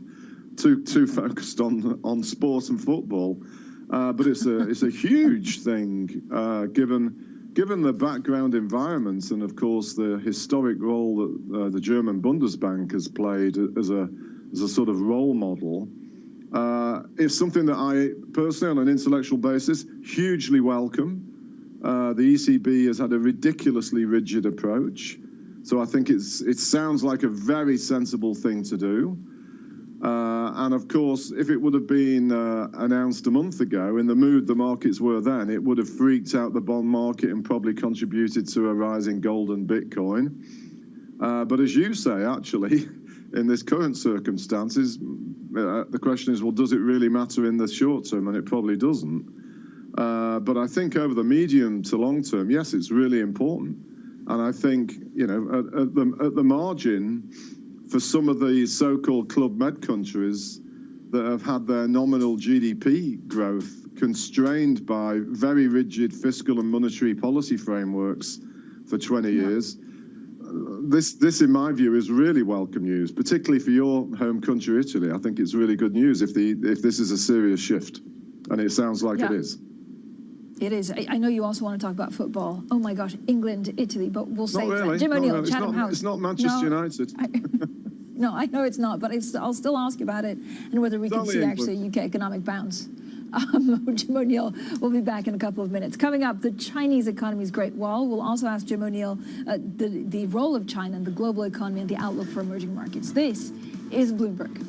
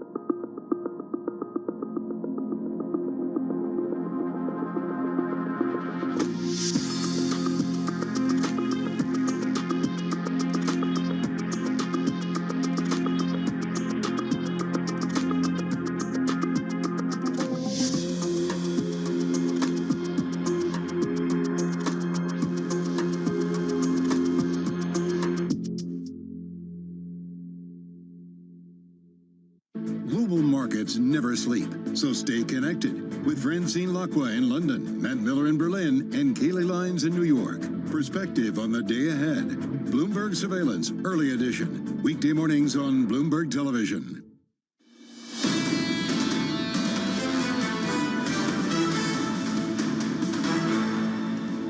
Next year, we will continue still have the stronger recovery momentum that will continue. So with that, I think we are still very optimistic for next year. What we are doing now is monitoring that process day per day.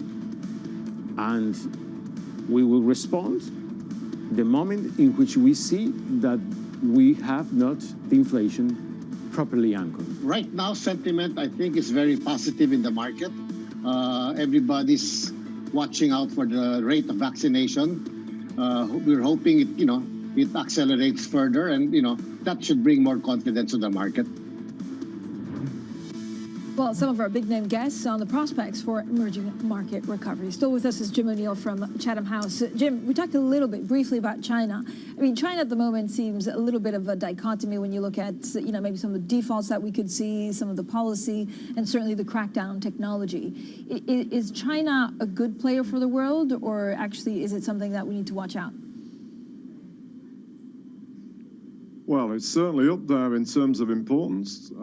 As you know, I've believed best part of 20 years now since the whole BRIC thing.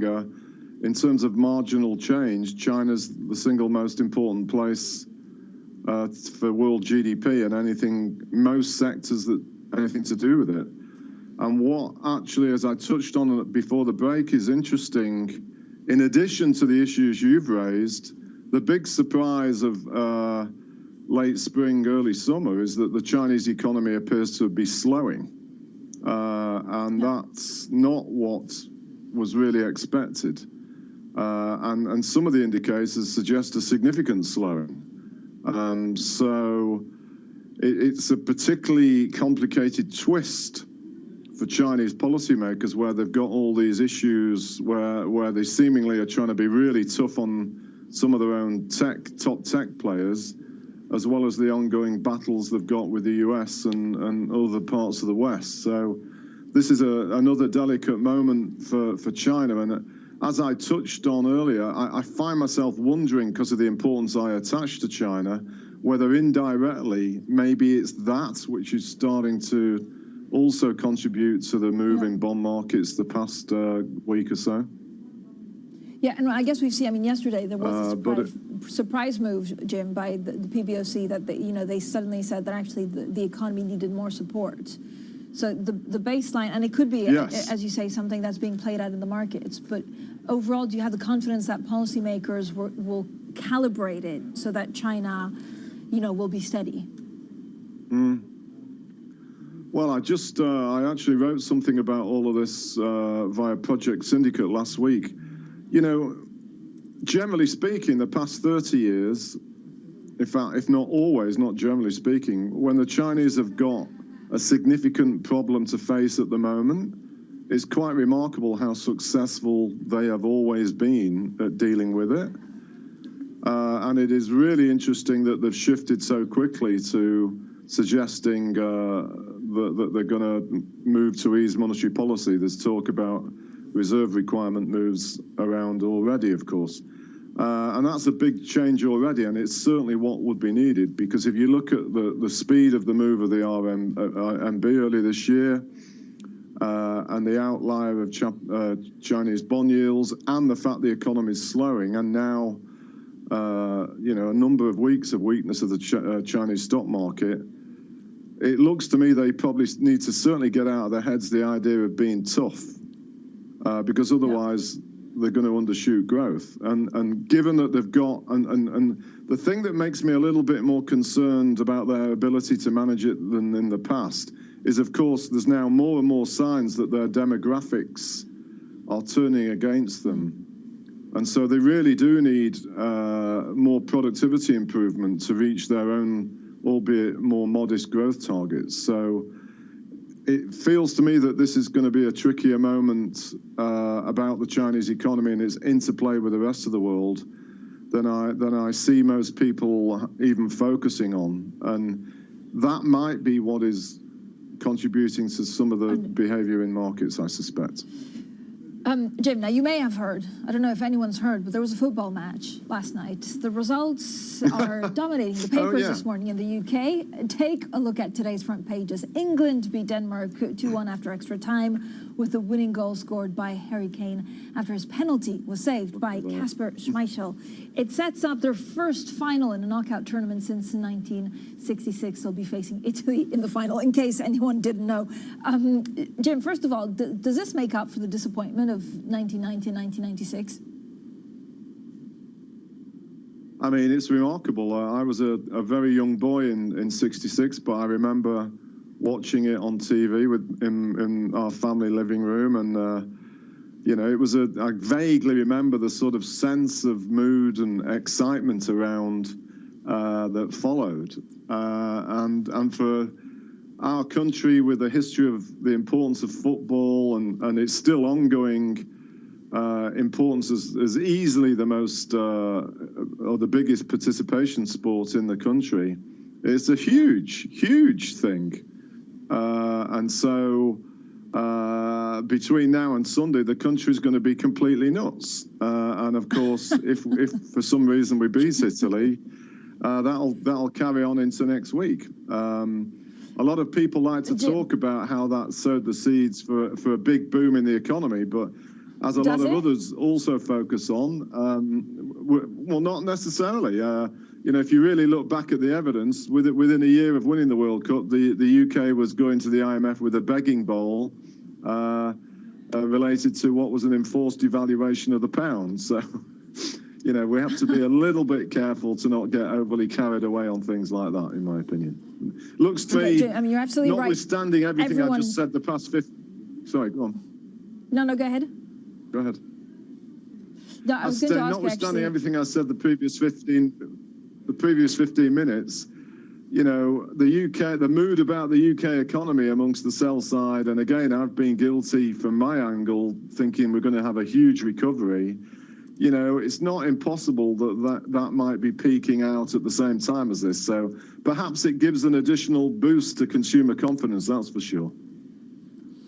We heard from Gary Neville last night saying Gareth Southgate is a true leader, one of those that we've lacked for years. Do you agree? Yeah, it's fantastic to see the way he presides all of this, and for him to come and face the media within literally minutes of such an emotional experience and have the charm and grace and courtesy is something which is also quite atypical of past England football managers, and certainly, as Gary points out, not exactly what we've become accustomed to with other important figures in the country in recent years. So it is fantastic, and you know, it also is the case that, as demonstrated with one of the players last night, he's pretty ruthless when it comes to making really important decisions during the game. And it's, you know, it's brilliant to see. And maybe he should set up some kind of school for leadership so he can advise some of my pals in Whitehall and maybe me and a few others about how to do it properly. Brilliant. Jim, thank you so much. Jim O'Neill there, Chatham House Chair. Good luck. Maybe we'll catch up next week as well after the final, Italy versus England. Now, coming up, the World Health Organization. Will you still speak to me, Fran, if we beat you? I mean, I'm sure. I know I'll get a lot of banter. Let's say I won't be able to forget for at least a decade that England beat Italy if you win on Sunday. Jim, thank you so much. Have a great day. And, of course, enjoy the final. Now, let's go back to COVID. The World Health Organization urges caution on reopenings. Most regions grappling with a sharp rise in cases. This as the global death toll tops 4 million. We'll have the latest next. This is Bloomberg.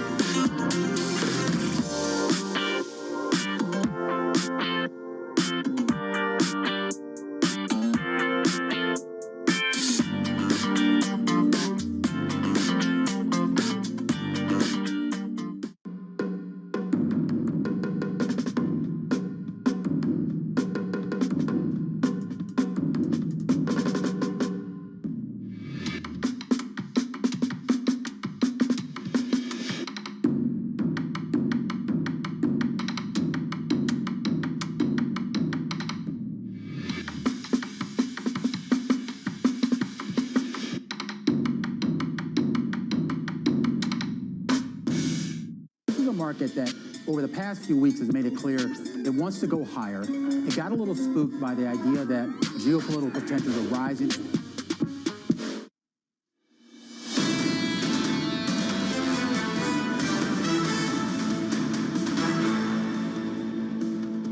Economics, finance, politics. This is Bloomberg Surveillance Early Edition. I'm Francine Lacqua here in London. Now, the World Health Organization is urging caution over reopenings as regions across the globe have seen increasing COVID-19 infections over the past week.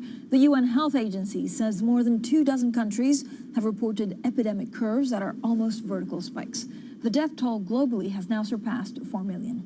Now, concerns about the impact on global growth are weighing in on stock markets this morning. Now, there's quite a lot going on. It was an interesting conversation we also had with Jim O'Neill, pointing to the fact that we heard from the PBOC yesterday that they need to give a little bit more support for the Chinese economy. That could also be filtering through some of the markets. European stocks falling. There is more anxiety that the spread of COVID-19 variants will upend some of the growth expectations. You can see bonds are actually rallying. The dollar and yen firming on haven demands. Oil, this is the other big one that we've been talking about all week. Oil declining as investors are awaiting further signals from OPEC Plus on production plans after a breakdown in talks this week. Bloomberg Surveillance Early Edition continues in the next hour. Matt Miller joins me out of Berlin. Danny Berger with me here in London. And this is Bloomberg.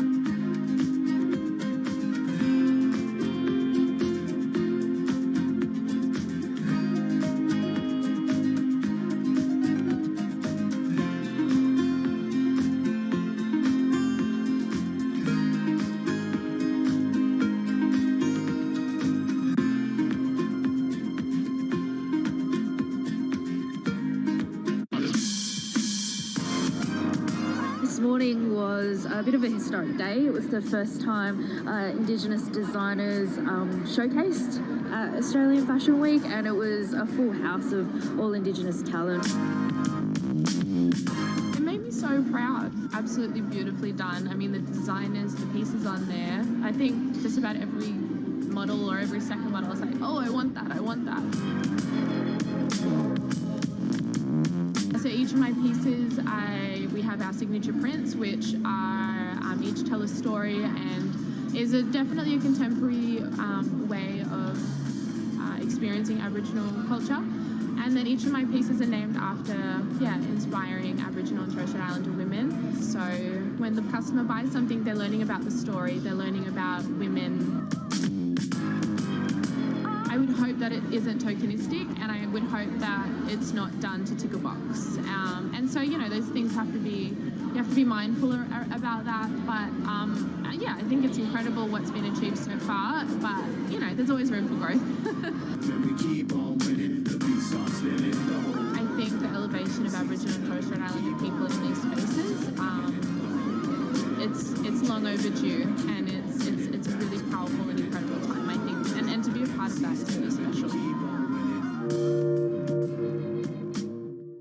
Valuations, particularly sort of the technology landscape, have gotten to some pretty extraordinary levels. So I think it's not a surprise. I don't think it's any indication of the beginning of the end, but I do think markets don't like uncertainty. Bloomberg has enhanced search on the terminal to deliver what you need when you need it. Now, you can simply type phrases in everyday English in the command line.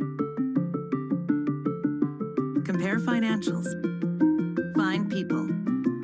Analyze markets. You can enter phrases or ask questions. What do you want to know today? Ask a question or visit SearchGo to find answers now. Trading revenues coming in better than expected. Everything cash, $1.4 trillion of cash. One of the most notable aspects of this report that was stellar.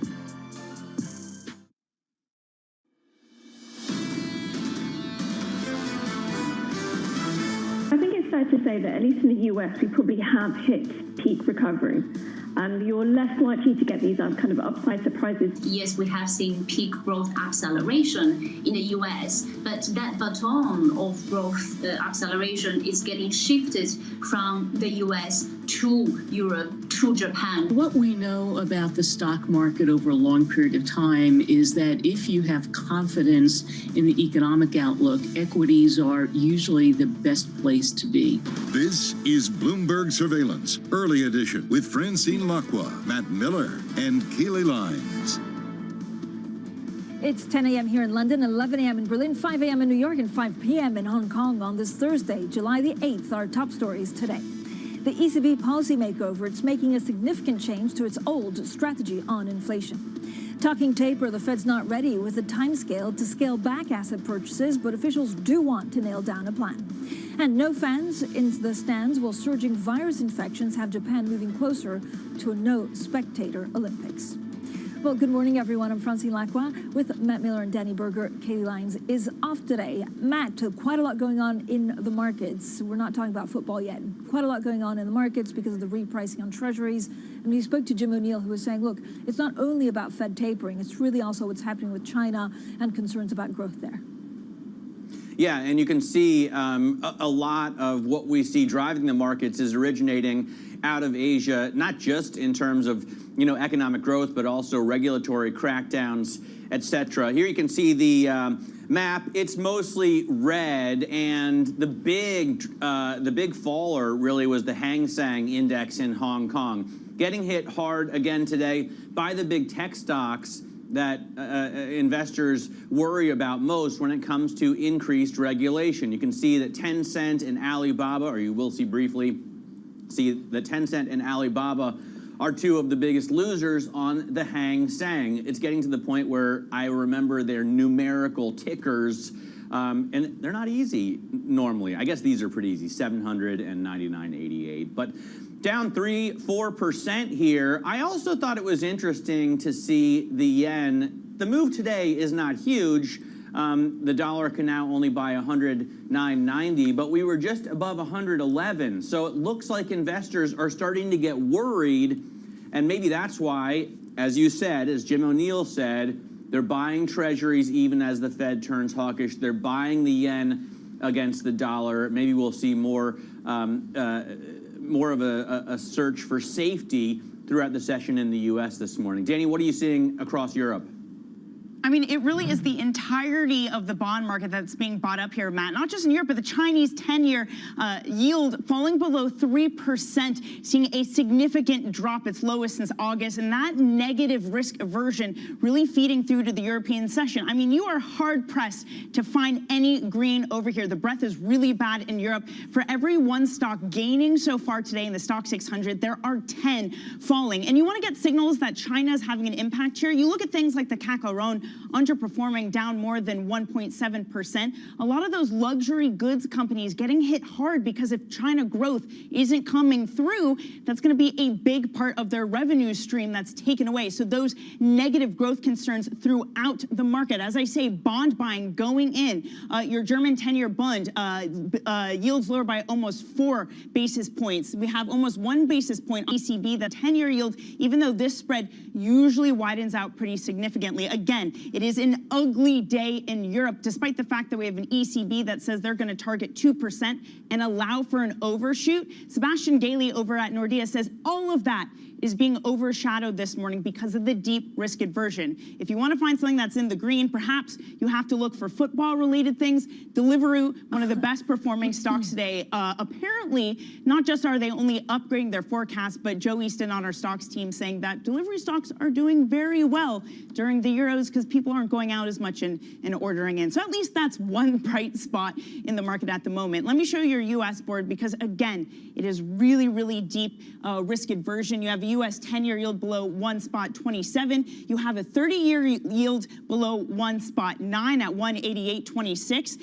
S&P futures looking pretty negative, down almost 1%. But again, if you want to see why growth concerns really driving this or have evidence for that, look at what small caps are doing today. Small caps down almost 1.5% in the pre-market session. I mean, this is a market that's concerned about growth, Francine. Regardless of what the FOMC minutes said yesterday, it is a very different tone, a really negative tone, the likes of which we haven't seen in quite a while.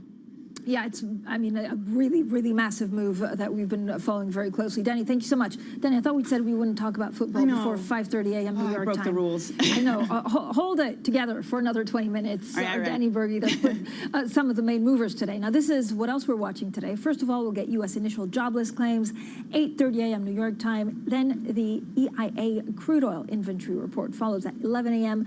It's all about the ECB as well. They'll publish the results of their strategic review at 7 a.m. I know there was a nice Bloomberg scoop on exactly what they'll be targeting, and then the president, Christine Lagarde, holds a press conference about 90 minutes later. So let's get more on this with Alexander Weber. He's a Bloomberg European economy reporter in Frankfurt. Alex, thank you so much for joining us. The focus, of course, is on the inflation targeting, which gives it a little bit more room. What does it mean exactly having it at, near or above 2%? Hi, so the previous goal of below but close to 2% was seen as too vague, and also it's been blamed for helping keep inflation too low in the past. So there's always been, as soon as inflation picked up, there was the expectation that the ECB was going to tighten very quickly.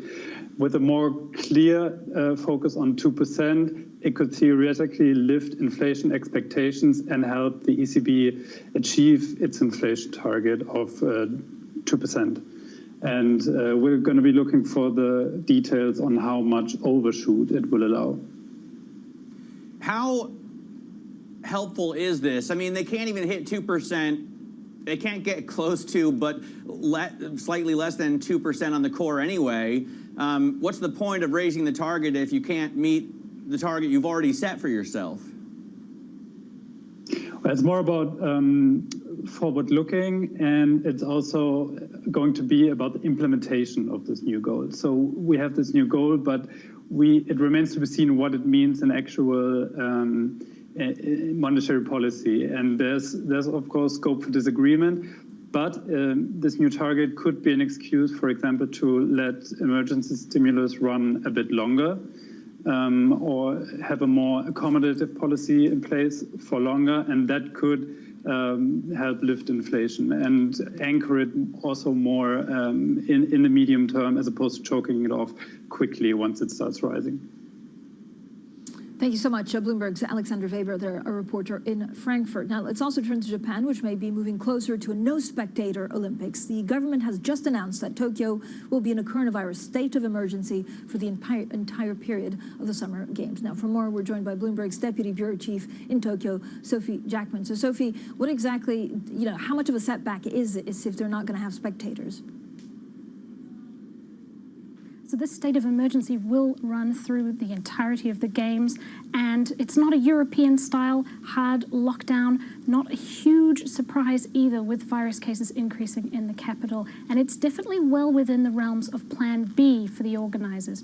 It shouldn't change the experience that the athletes and other participants have, but the state of emergency is designed to keep the general public from going out and about and increasing that infection risk. And so the last tool that the Olympic organisers have in their toolbox is to keep spectators out of the events entirely. They were looking at limited numbers of spectators allowed in. So not a massive surprise. The Olympics certainly not going to be cancelled, we don't think. We've got less than 2 weeks to go, so they're full steam ahead, except on that spectators front. Right, hopefully for the athletes, they still get to do something for the record books. What was behind the decision by the Japanese government to go full emergency? Well, we do have those rising cases here in Tokyo, the Delta variant being particularly prevalent here in Japan in recent days, and also signs that the hospital system is coming under pressure here in Tokyo. Those are the metrics that the expert panel used to advise the government earlier today to make that decision. And we should note this government needs to be really sensitive to public opinion on the Olympics and the virus and how they manage those two things. There's a general election coming up. just a couple of months after the Olympics are over. So the government really cannot afford to mess this up, and that'll be behind that decision as well. Sophie, thank you so much. Sophie Jackman there in Tokyo. Now let's get a look on some of the stocks on the move pre-market. And I do have a lot of more macro type moves for us just because that really is dominating what the markets are doing. Again, this risk aversion really present through the market. So this is a VIX ETF. The idea here is it's going to buy or at least give you exposure to the front end of the curve, and then it's going to multiply that by 1.5%. So it's no surprise that this is outperforming an ETF land pre-market, up more than 10%. We are seeing a VIX that's edging ever so closer to 20% as those fears ripple throughout the market. But I should say the VIX curve is really, really steep at the moment. So people are pricing out on further away concern about volatility in the market. And look, you're not even going to get that much upside this morning from Apple. Let me show you what that's doing pre-market, because yesterday it hit its first record since January, but it's down 1.7%. Again, people aren't even fleeing to safety in the large cap tech. Bad news for Apple, again, which just was able to hit another record. Now, one of the other assets that's underperforming today is everything in crypto land, be it Bitcoin, be it Ethereum. You have the PBOC saying, look, we are concerned about financial instability due to cryptocurrencies. That's seeming to weigh heavy on them today. So, of course, if cryptocurrency is doing poorly, you have all of these stocks that follow suit. One of them is Marathon Digital, down more than 6%. Francine, I know a lot of Bitcoin enthusiasts are going to be disappointed that, again, when we're having this risk-off day, you can't get any diversity, you can't get any safety from a cryptocurrency asset. Yeah, I know, one of the biggest stories. And we also have a wonderful, actually, big take on Bloomberg. So I urge everyone to go and read it. Wait, no hip-hop? No hip-hop stocks? No hip-hop. Not today. No hip-hop. It is up a lot today, though. I will say, again, it is up a lot, and I still don't understand it, so I'm not touching it. Well, yesterday it was up a lot. They were up and then it dropped a lot, right? Yeah, yesterday it was up 17% when we were on air, and then it fell 20%. Yeah. It is so volatile. It's very confusing. Yeah, it's tracking Bitcoin. Coming up next, Andrew Sheets, Morgan Stanley Chief Cross Asset Strategist. We'll maybe talk to him about hip-hop. Maybe we'll talk about cryptocurrency. And then later on, we talk ECB, the minutes, and we talk the strategic review with Ralph Preuser. He's Bank of America Global Head of Rates Research. I know he'll have a thing or two to say about Treasury yields as well. This is Bloomberg.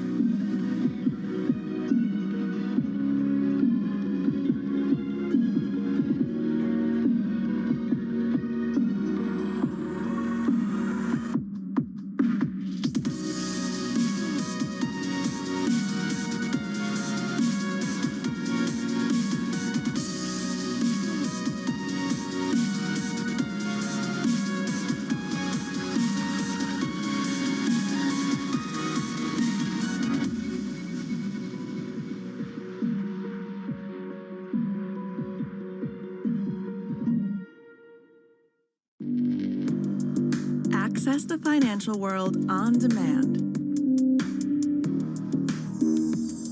Hear from leading economists, policymakers, and industry experts via live and on-demand webinars, only from Bloomberg. Start exploring to see what's moving the markets. Visit Bloomberg.com/webinars.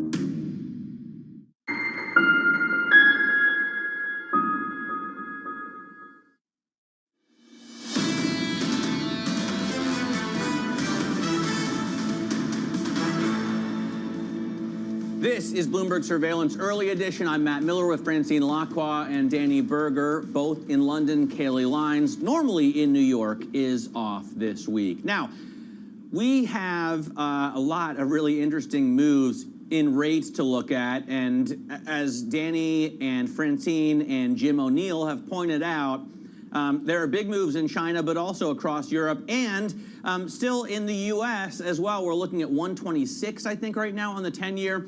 Danny put together a pretty awesome chart this morning showing the 10-year yield down for 7 days. If it closes down today, 8 days in a row, that'll be the longest streak since 2019. I love this chart just because there's so much red here at the end, and there's no green patches. It looks like somebody, you know, took their wheatgrass clippers and just cut it off. I'll tell our listeners on radio, and welcome you as well on London DAB Digital, as I do every morning, that the point is we're seeing continued buying in treasuries. It looks like investors are searching for safety here, and why?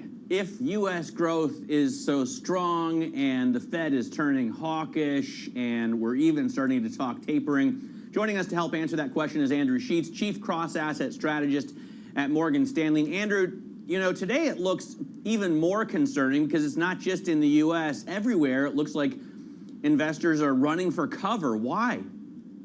Yeah, good morning. It's nice to be with you. So look, I mean, I think you look at a lot of market metrics and we're going through a bit of a growth scare. You know, I think that helps explain the move we're seeing in yields, both in break evens and in real interest rates. You see it in stock market leadership with some of the more cyclical assets, markets underperforming, some of the higher quality markets outperforming. So, you know, I think it's a mix of markets being a little bit worried about growth. I think you're into a seasonally kind of more uncertain time for markets, also seasonally a time that's better for bond markets. And, you know, we clearly have some unanswered questions around the Delta variant. And while, you know, our analysts think that the vaccines will prove highly effective against Delta, you know, we're in a period where cases are likely to keep rising in key areas where there's a lot of uncertainty. And so I think that's also weighing on sentiment. But Andrew, what exactly is the question there? So I don't know whether, you know, markets are concerned about what's happening in China, which is a very clear, you know, surprise shift by PBOC yesterday saying that the economy needs some additional bank support because it's difficult to get out of COVID-19. So the exit route is a little bit more murky. Is that what they're looking at and you know, trying to price in? Yeah, thanks, Francine. So, yeah, I think China is central to all of this. I think we have seen recently some weakness in the data. I think also China has had recent lockdowns directly related to COVID-19 that's caused a hiccup in those growth numbers. You've seen some weakness in metals prices, which while we think were also related to those prices simply being above what fundamentals could justify, kind of reinforces a growth narrative. And then you've seen some other, you know, regulatory pressures on that market. So look, I mean, China's very central to any global recovery story. It's probably interesting that, you know, over the course of this year, as a market, we've probably spent less time talking about China. We spent obviously a lot more time talking about the Fed and Europe and other markets. But I think that that's contributing to this narrative that there could be some growth uncertainty. And I think kind of for better or worse, we might not get clarity around that growth picture until later in the summer, September, that we're into a period where some of the data may be a little bit mixed until we see more clarity a little bit later on in the year. So if that's prompting growth scares that's rippling throughout the rest of global markets, does that mean we've seen the cycle high in the 10-year yield? Thanks, Danny. I don't think we have seen the cycle high in the 10-year yield. I think it will ultimately continue to move higher. We still at Morgan Stanley forecast that the 10-year yield will hit 1.8% by the end of this year. So I think there is still room for it to move higher. It's simply that I think the catalysts for that are better or worse, kind of later in the year. I think that's when the labor market data could finally look a lot cleaner. You have school back in session in the U.S. in September. Summer's over. Some of the debate around the unemployment assistance, extra unemployment assistance, should be resolved by then. The Fed, we think, will start talking about tapering in September. So we think there are some catalysts there, and I think confirmation that this is just a pause in the growth data, a pause in the China growth data, not something more serious. I think all of that will come through. It's just going to take a little bit longer to come through. And so we don't think we've seen the cycle highs in the 10-year. We think we're ultimately, there is more room to go in this cycle, but the catalysts for that, unfortunately or fortunately, don't lay for another month or so. But Andrew, where does the 10-year yield actually find a floor? Is it right now moving on technical? Yeah, so look, I think we are moving on some technical factors. I think the market's focus on it, maybe tells us something about where positioning is, that investors were not expecting yields to fall, which is, why I think this move has been so surprising. We were not expecting yields to fall in the way that they have. Now we are now through a minus 100 basis points in real yields. That seems quite low. So it's hard to pinpoint specific factors here, but I do think that we've seen the bulk of this rally. I think markets also may settle down for a bit of a choppy, more sideways move over the summer as you have these competing forces of summer seasonality is good for bonds. The carry is still positive for bonds. You still have COVID uncertainty over the next couple of months, but in September, the potential of these catalysts that could take yields higher are coming. Andrew, thanks so much. Andrew Sheets there, Chief Cross Asset Strategist at Morgan Stanley. Now, a little bit later on Bloomberg Surveillance, an exclusive conversation, the U.S. Secretary of Transportation, he's Pete Buttigieg. That's at 8 a.m. in New York, 1 p.m. in London. But coming up, much more market talk, yields moving. This is Bloomberg.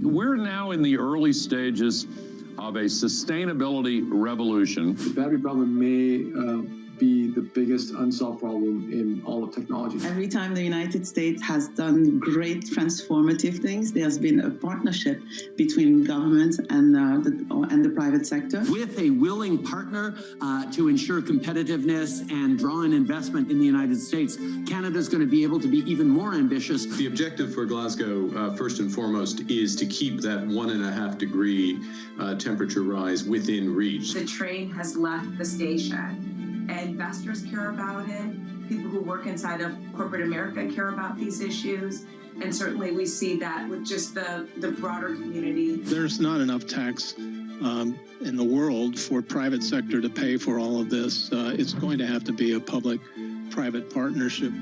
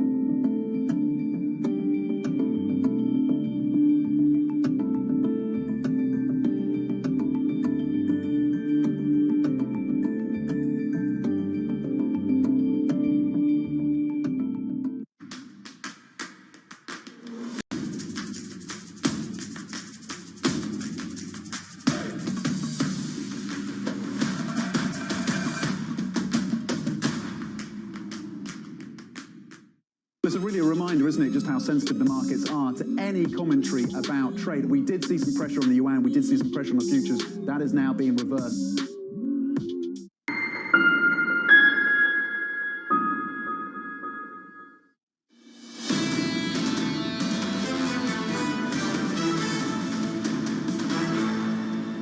This is Bloomberg Surveillance Early Edition. I'm Francine Lacqua with Matt Miller and Danny Berger. Kaylee Lyons is off today. Now let's get straight to the Bloomberg First Word News. And in Haiti, police reportedly have shot and killed 4 suspects in the assassination of President Jovenel Moise.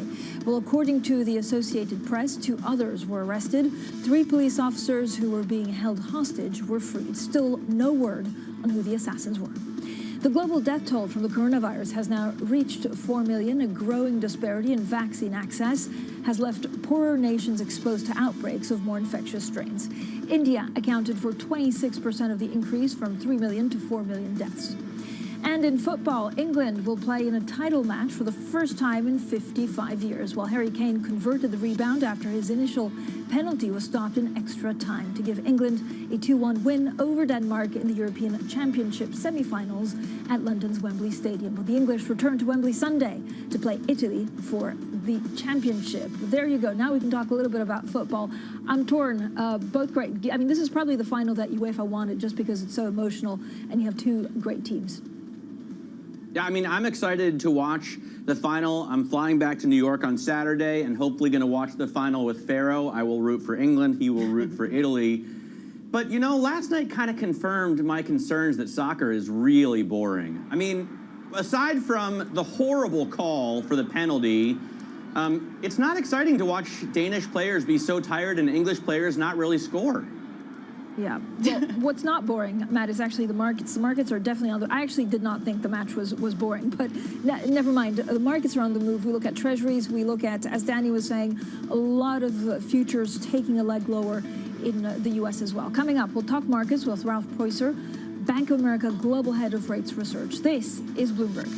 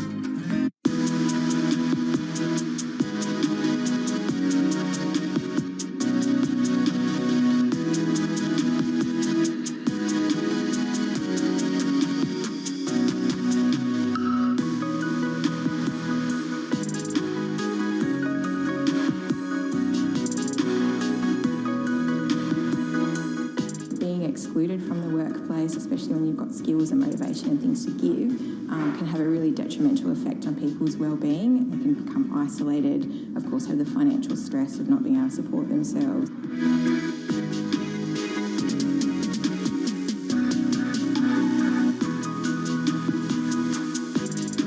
That might be their first entry into the broader community where you're building relationships with workmates, and so that's your exposure to culture and you're starting to feel like you belong.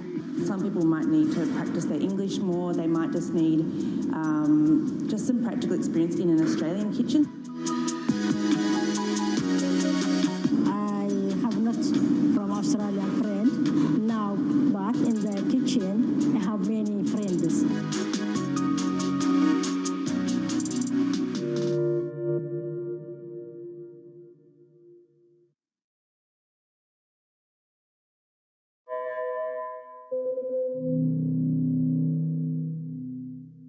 Mercedes-Benz is on a path towards CO2 neutral mobility. So we have flicked the switch there, and really we're going to step by step electrify everything. And what does that mean? Combustion engines get electrified. Every Friday with 30 minutes dedicated to fixed income, I'm Jonathan Ferro. This is Bloomberg Real Yield.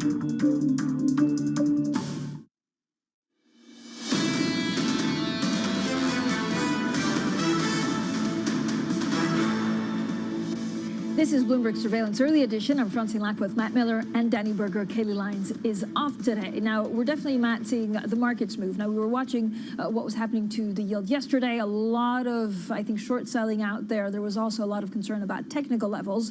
I have to say today, it's also the narrative of what's going on in China. And maybe there's a little bit of anxiousness about what we're seeing in China, the fact that exiting COVID-19 may not be as simple as we thought. Yeah, well, if you were selling rates short yesterday, I guess the cover today is why we're down at 126. I have heard people say, you know, this looks very squeezy, but yeah. It's a big move down in treasuries, and you see it, as Danny pointed out earlier, rippling across the market. You spoke with Jim O'Neill an hour ago. He said the Chinese concerns are maybe part of the basis for this, and we see a drop below 3% there. We see a total sell-off in rates here in Europe. Bunds are now yielding negative 33 basis points. Right. And you see a sell-off in risk assets. So, yeah, it makes sense.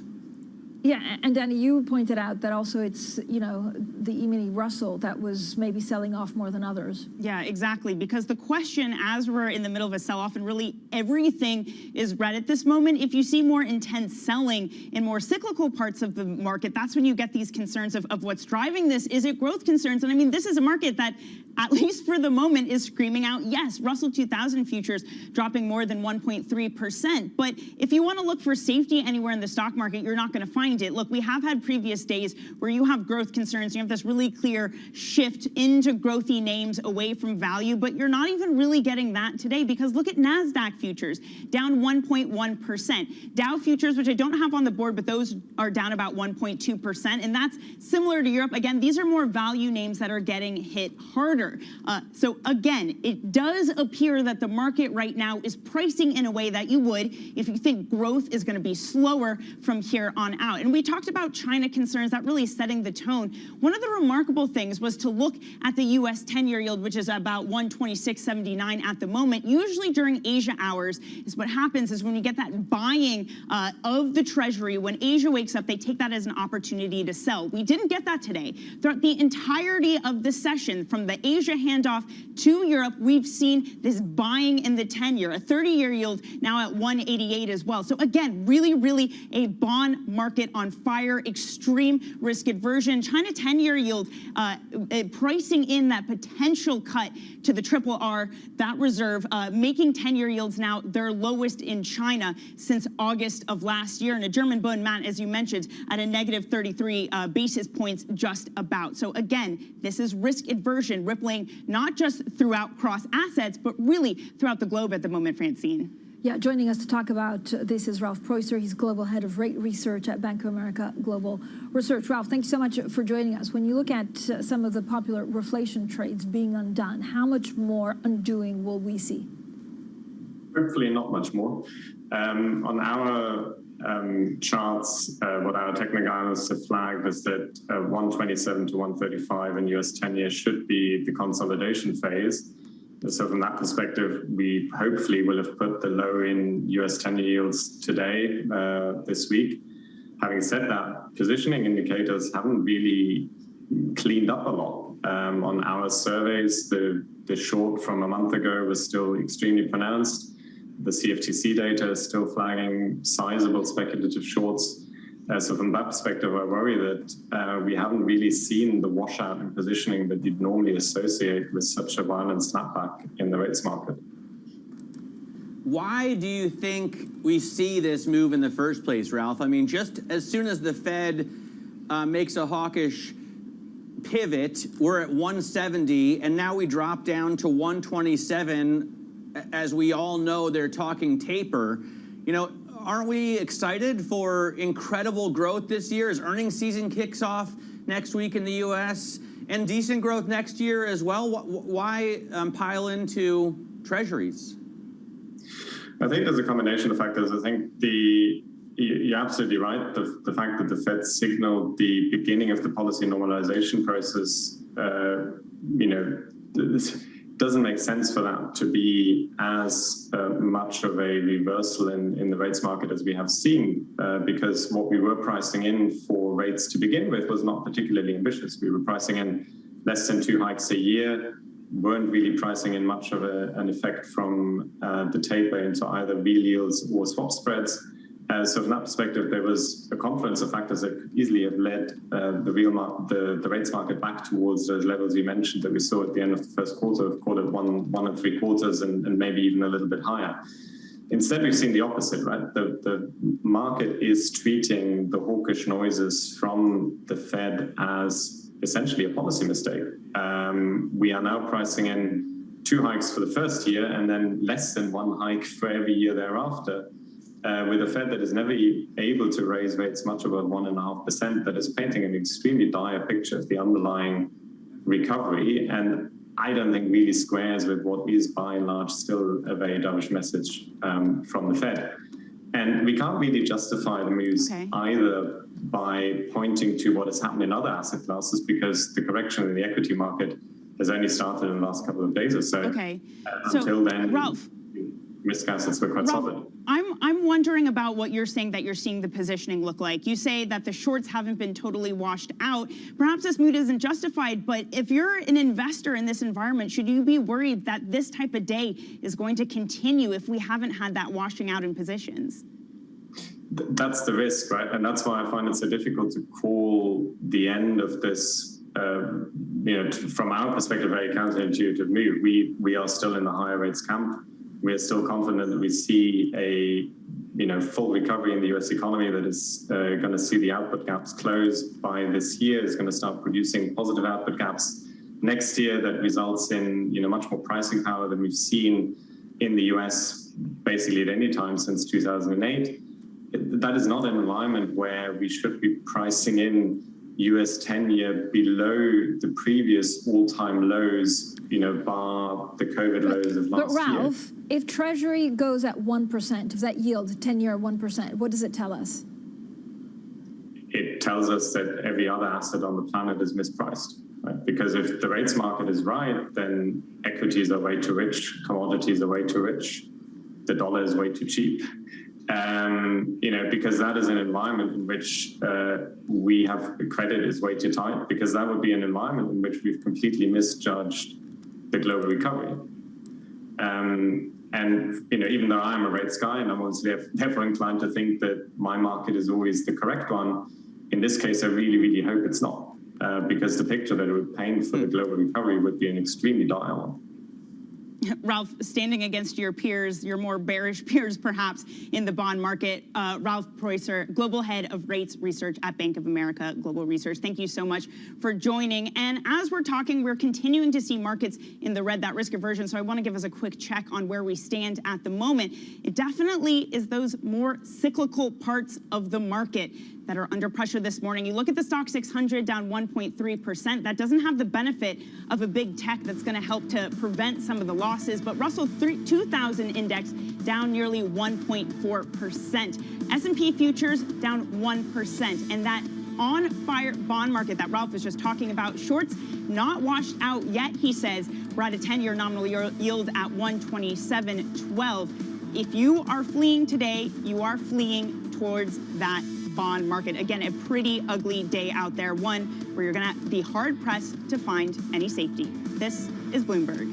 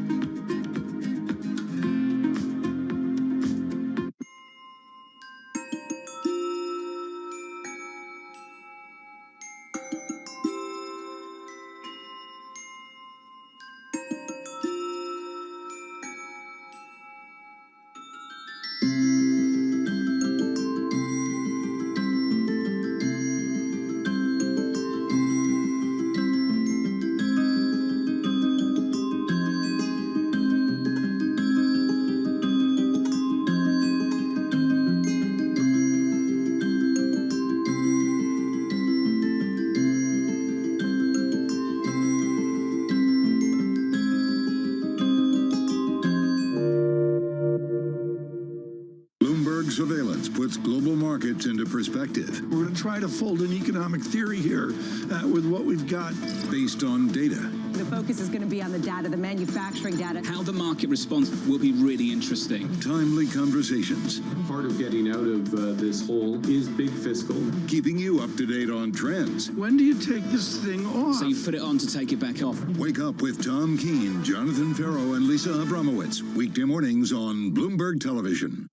The curtain will rise again. Broadway's returning June. If you bought tickets, it's busted out. You've got more time here. If you Commodities are up. Keep going to the moon. No. Beautiful. Bloomberg Surveillance. Weekday mornings on Bloomberg Television and Radio.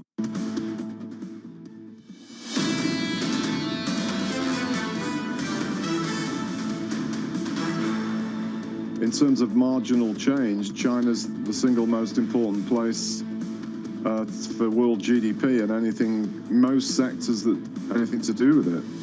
And what actually, as I touched on before the break, is interesting, in addition to the issues you've raised, the big surprise of late spring, early summer is that the Chinese economy appears to be slowing. And that's not what was really expected. And some of the indicators suggest a significant slowing.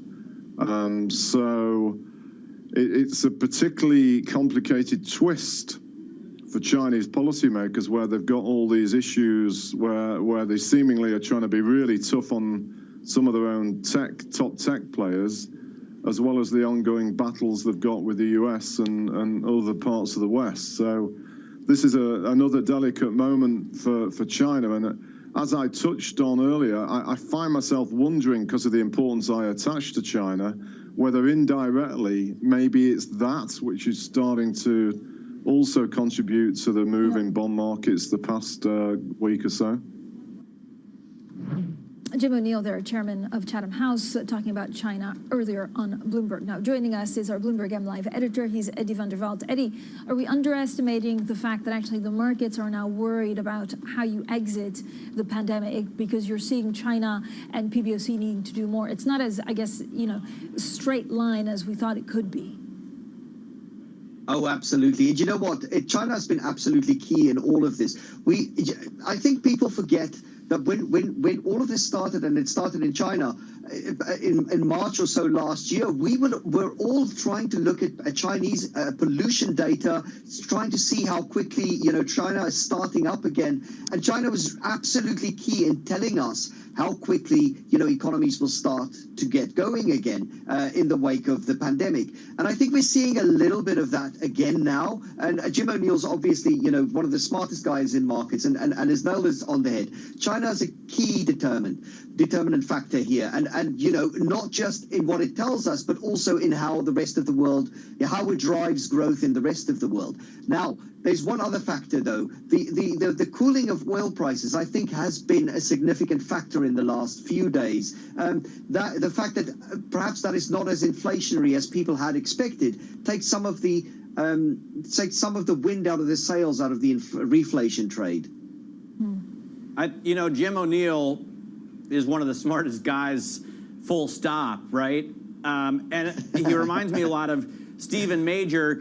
Major has a 1% target on the 10-year. How low do you think we go in yields, Eddie? And do you see people starting to buy other kind of safe haven assets? The yen is stronger against the dollar. Gold is back over 1,800 at 1,811 right now. Does this continue along the traditional playbook?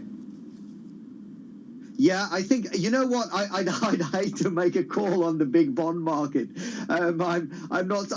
Maybe if I was as smart as Jim, I'd try that. But I'll tell you what I do think. I think that the key to that conundrum is the oil price, because I think, initially after we had that ructions at OPEC on Monday, when the US was still on holiday, people were talking about, people were saying that, trouble at OPEC, perhaps we could see more pumping for longer. But OPEC is a cartel. A cartel likes to keep prices elevated. If there's trouble at the cartel, oil prices start to sag. And you see what happens then is suddenly all the inflation or reflation narrative starts to fade a little bit.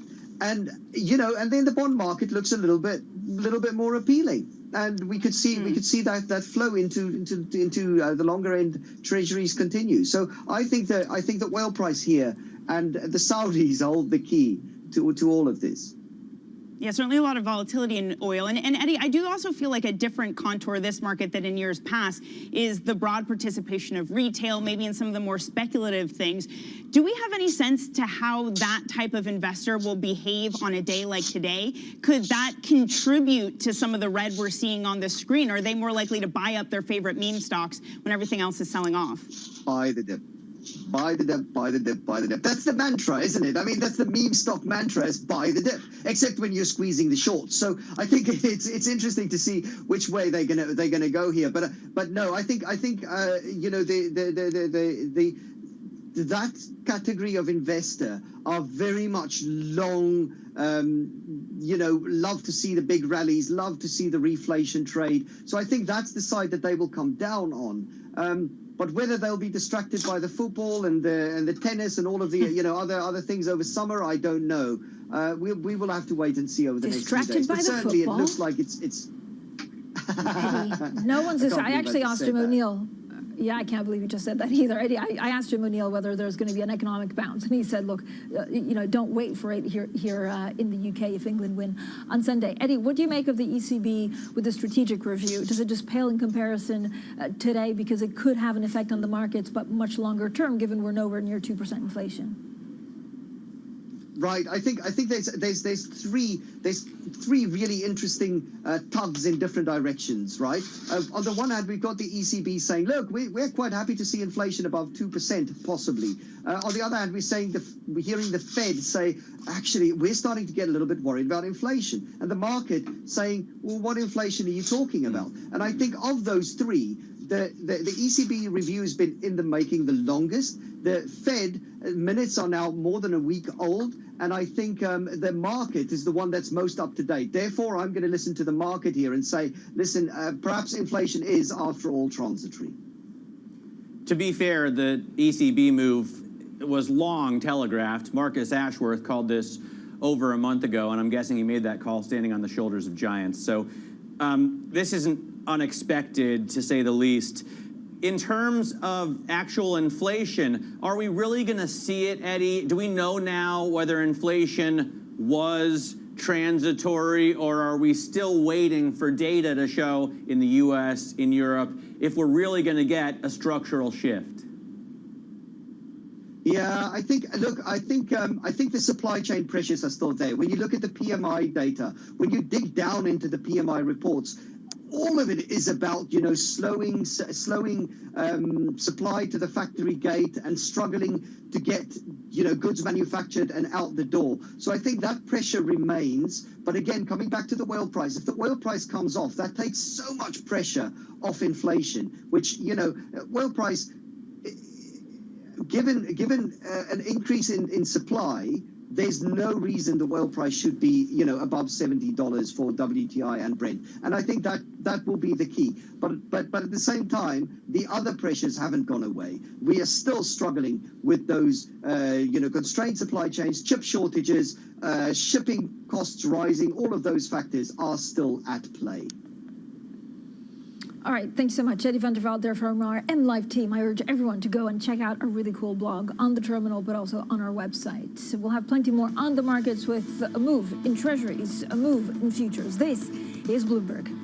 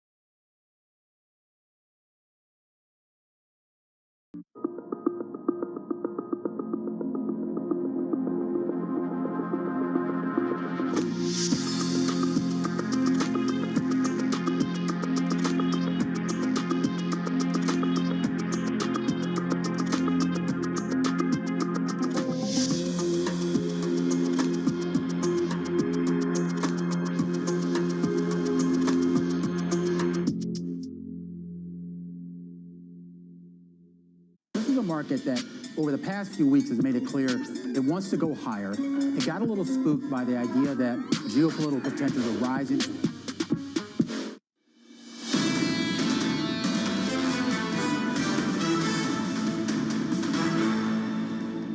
This is Bloomberg Surveillance Early Edition. I'm Francine Lacqua with Matt Miller and Danny Berger. Katie Lyons is off today. Now let's get straight to Tom Keene, co-anchor of Bloomberg Surveillance. Tom, I know you were way out front in terms of yield movements and what treasuries are telling us now. Well, they're telling us more this morning. We have a continuation of what I'm going to call a growth scare. It's back down to ranges. Have we broken out of ranges? Maybe not, but the markets are interesting and we'll be all over that right from the top. There's a busy news day, Francine. As you know, buried in it is the usual 8:30 claims.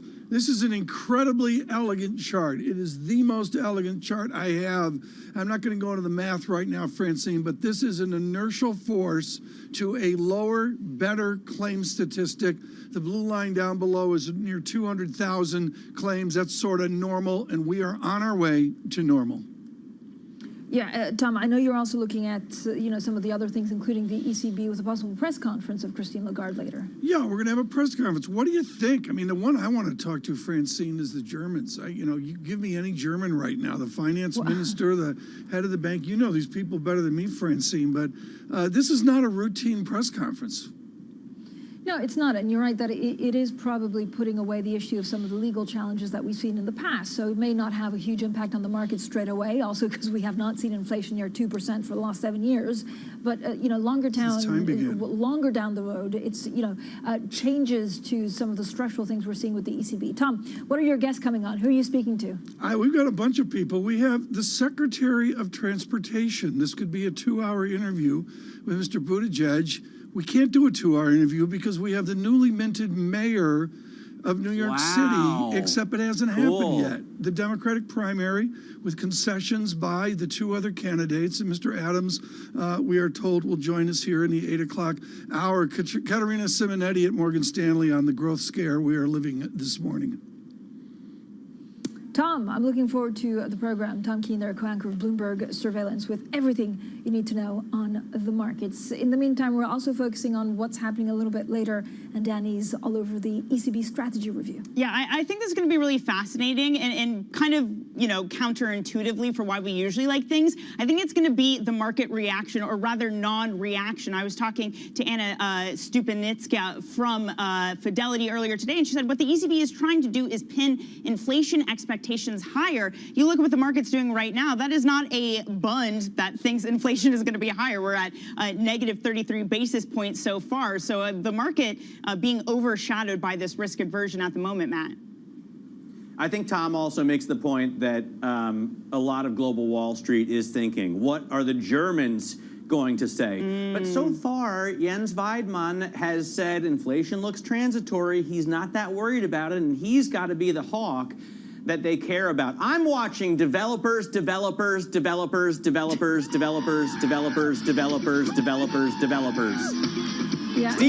joins the $100 billion club. He is now developers. I love this clip so much. He'll never outlive it, but it doesn't matter. He has more than $100 billion. He joined the club of now 9 people who have more than $100 billion yesterday as Microsoft shares went up 0.8%. As Danny Berger points out, if they fall, he'll drop right back below that level, but still, he has a lot of money. Yeah, this was him excited before he found out he was a centibillionaire. So imagine the excitement today in that office. What I'm watching is UK travel rules. I'm looking at the summer. So we're expected today here in the UK to find out that vaccinated travels, double jabbed, will be freed from UK isolation rules. But at the same time, just minutes ago, we also had a story that France is now warning its citizens against vacationing in Spain and Portugal. So it seems that everything's a little bit up in the air as the rapid spread of Delta variants could wreck Europe's summer. So we'll be following all of those stories, but really full eyes on the markets and treasuries. This is Bloomberg.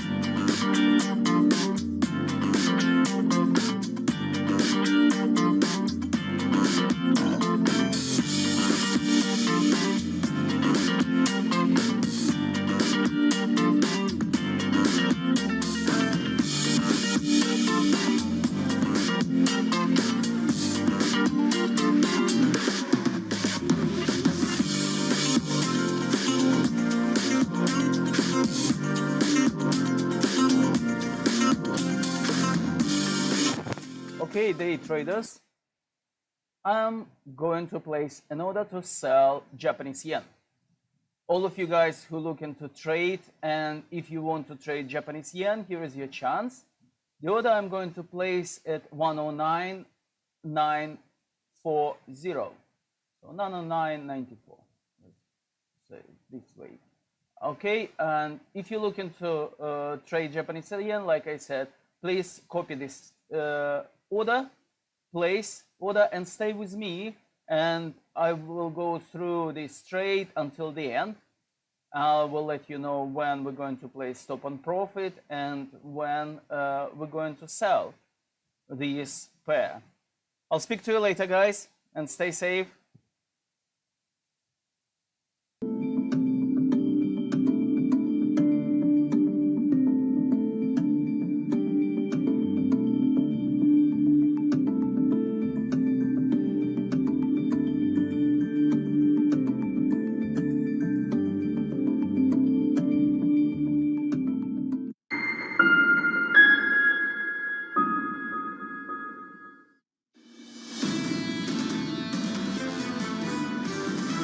If you have confidence in the economic outlook, equities are usually the best place to be. I really think what the market is doing is it's reassessing how confident it is in the growth outlook. That baton of growth acceleration is getting shifted from the U.S. The data is good right now. The problem is that it's not good enough. The Fed will actually end up doing what it has to do, but it may be a little bit late. This is Bloomberg Surveillance with Tom Keene, Jonathan Ferro, and Lisa Abramowitz.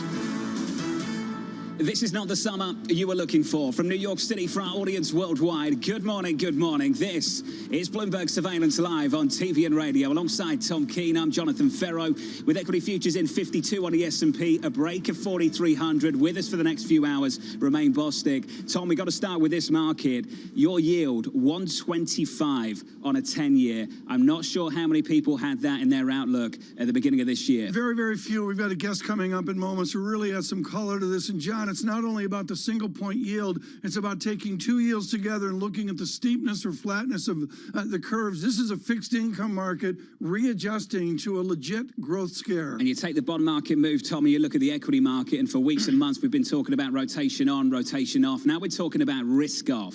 That's a real move in the equity market this morning, real de-risking in a way that we haven't seen for quite a while now. Yeah, it's de-risking, but I looked at a bunch of charts, and I'm going to call it range-bound right now. If it moves further, John, you're absolutely right. It's a real adjustment. We forget how far, how fast we've come. I'm going to call it within the range. You know how this works, Romain. You take the price, you build a narrative. We have a new narrative. Yeah, I think the narrative is that some people are now at least looking at the exit, not necessarily rotating completely out of this market. But when you, Tom, when you look at the drop that we've seen in this market, and when I say drop, I'm talking about the number of participants that we've been seeing in these record highs that we've been getting to every day. It's been getting smaller and smaller and smaller. This is now a small corner of the market that people are embracing, and that's it, Tom. John, let's stay in the markets, but did the ECB move this market? I don't see it. No, not at all. We can talk about the ECB a little bit later. Yeah, I agree. Look, for this equity market, we're at 42.94 on S&P 500 futures. For the S&P 500, the year-end median forecast is 4,300. We've had a massive run-up in this equity looks like market, an entry point to me. It might be for you. You know, Abby Joseph Cohen said, you know, they're going to revisit this with Mr. Costin and Goldman Sachs and the others as well. The bear case is out there, John, and I've got to admit, the bear case is about GDP slowdown comes sooner rather than later. That's the question for later this year. Well, the Goldman call is 4,300, and deceleration is certainly the theme right now. So if you look at the bond market move, one, we've got a squeeze. Then you've got this whole narrative around deceleration. And then you've got the emphasis shift over at the Federal Reserve. And Romain, I think that's key in a lot of this too. I think so too. And I also don't think it necessarily needs to be a bear case versus a bull case here. I think there's a case of stasis right now. The idea here that you're really not going to have much of a catalyst to move things higher. There may not necessarily be a catalyst to move things much lower here. but you talk about entry points. If you're already invested in this market, you've done pretty well, Tom. I mean, why would you really, I guess, go further out on the risk spectrum at this point? That's the problem. He is not invested in this market. I don't always forget. Here's your Thursday morning price action. 42.92 on the S&P 500. We're down by 57. We're negative by 1.32%. Negative on NASDAQ 100 futures as well. Likewise on the Russell, some underperformance there on the small caps. Outside of that, into the bond market, the bid is just relentless. Yields are lower again by 5-6 basis points to 126.12. Look Tom at the Keene, 126 on bond. 10s. Okay, the 30-year, 188. Do you know what the year-end forecast, median year-end forecast on a 10-year is? 188 on a 10-year. 188, and that's where, Tom Keene, the 30-year is right now. And the tip, the real yield, I mean, your real yield show tomorrow. John, you've got to blow it up today to do a better show tomorrow. The negative real yield appearing on Bloomberg TV at 1 p.m. Eastern tomorrow afternoon. Shahid Ladhar joins us now, being prepared by our head of strategy for G10 rates. Shahid, there's only one place to start, isn't there? 126 on 10s. What's going on? Sure, a lot in bonds, and bonds I think have driven or at least led some of the most recent moves. I think there's a few things in play. One is a persistent bid, excess liquidity and ongoing Fed QE. And another is a much deeper underlying demand for duration than was appreciated earlier in the year. I think this comes from two homes in particular. One is US corporate pensions, which are much better funded with higher rates and tighter spreads and higher equities. And secondly, and perhaps most pertinently currently, is demand from banks. Banks' business models are somewhat challenged with the influx of deposits, with liquidity, the amount of liquidity in the system, and it's finding its way into bonds and rates across the curve. Sure, I love your note and the way you look at the spread market, and you try to game out how we're going to go forward. And you've got a great phrase called calculated patience. Right now, we're all living a narrative day to day. Today's narrative is doom and gloom. Lisa, we miss you. And Shahid, what I want to know is, what is the narrative of calculated patience? My history book says that doesn't happen. Sure, it's difficult to think about patience in a world of fast-moving markets, and particularly in fast-moving economies. So we've gone from, of course, a unique shock and a unique fiscal and monetary response, and the timescale of both the shock and the recovery are unprecedented. So indeed, our horizons have become incredibly, even more short-term than perhaps they were, and even more difficult to wait or to frame patience. But perhaps how I think about the Fed and its reaction function is, the Fed's told us they're talking about taper. The Fed's put in some dots for 2023 and thinking about liftoff eventually. It's done this whilst equities are still broadly close to the highs, and bond yields, the long end, are certainly at the lower end of the spectrum. So one might flip the script a bit and suggest that the Fed may have got away with a hawkish kind of tendency without causing any type of tantrum in the market. In itself, buying time in terms of financial conditions to get to the exit point, perhaps with taper announced in September, enacted next year. Yeah, I mean, obviously, Shahid, I mean, for all the agita here that is expressed on this program and other programs here, some of the rotation that we've seen in the market has been relatively orderly. I mean, this isn't really people rushing for the exits, people basically trimming positions, maybe repositioning for whatever the new normal is going to be.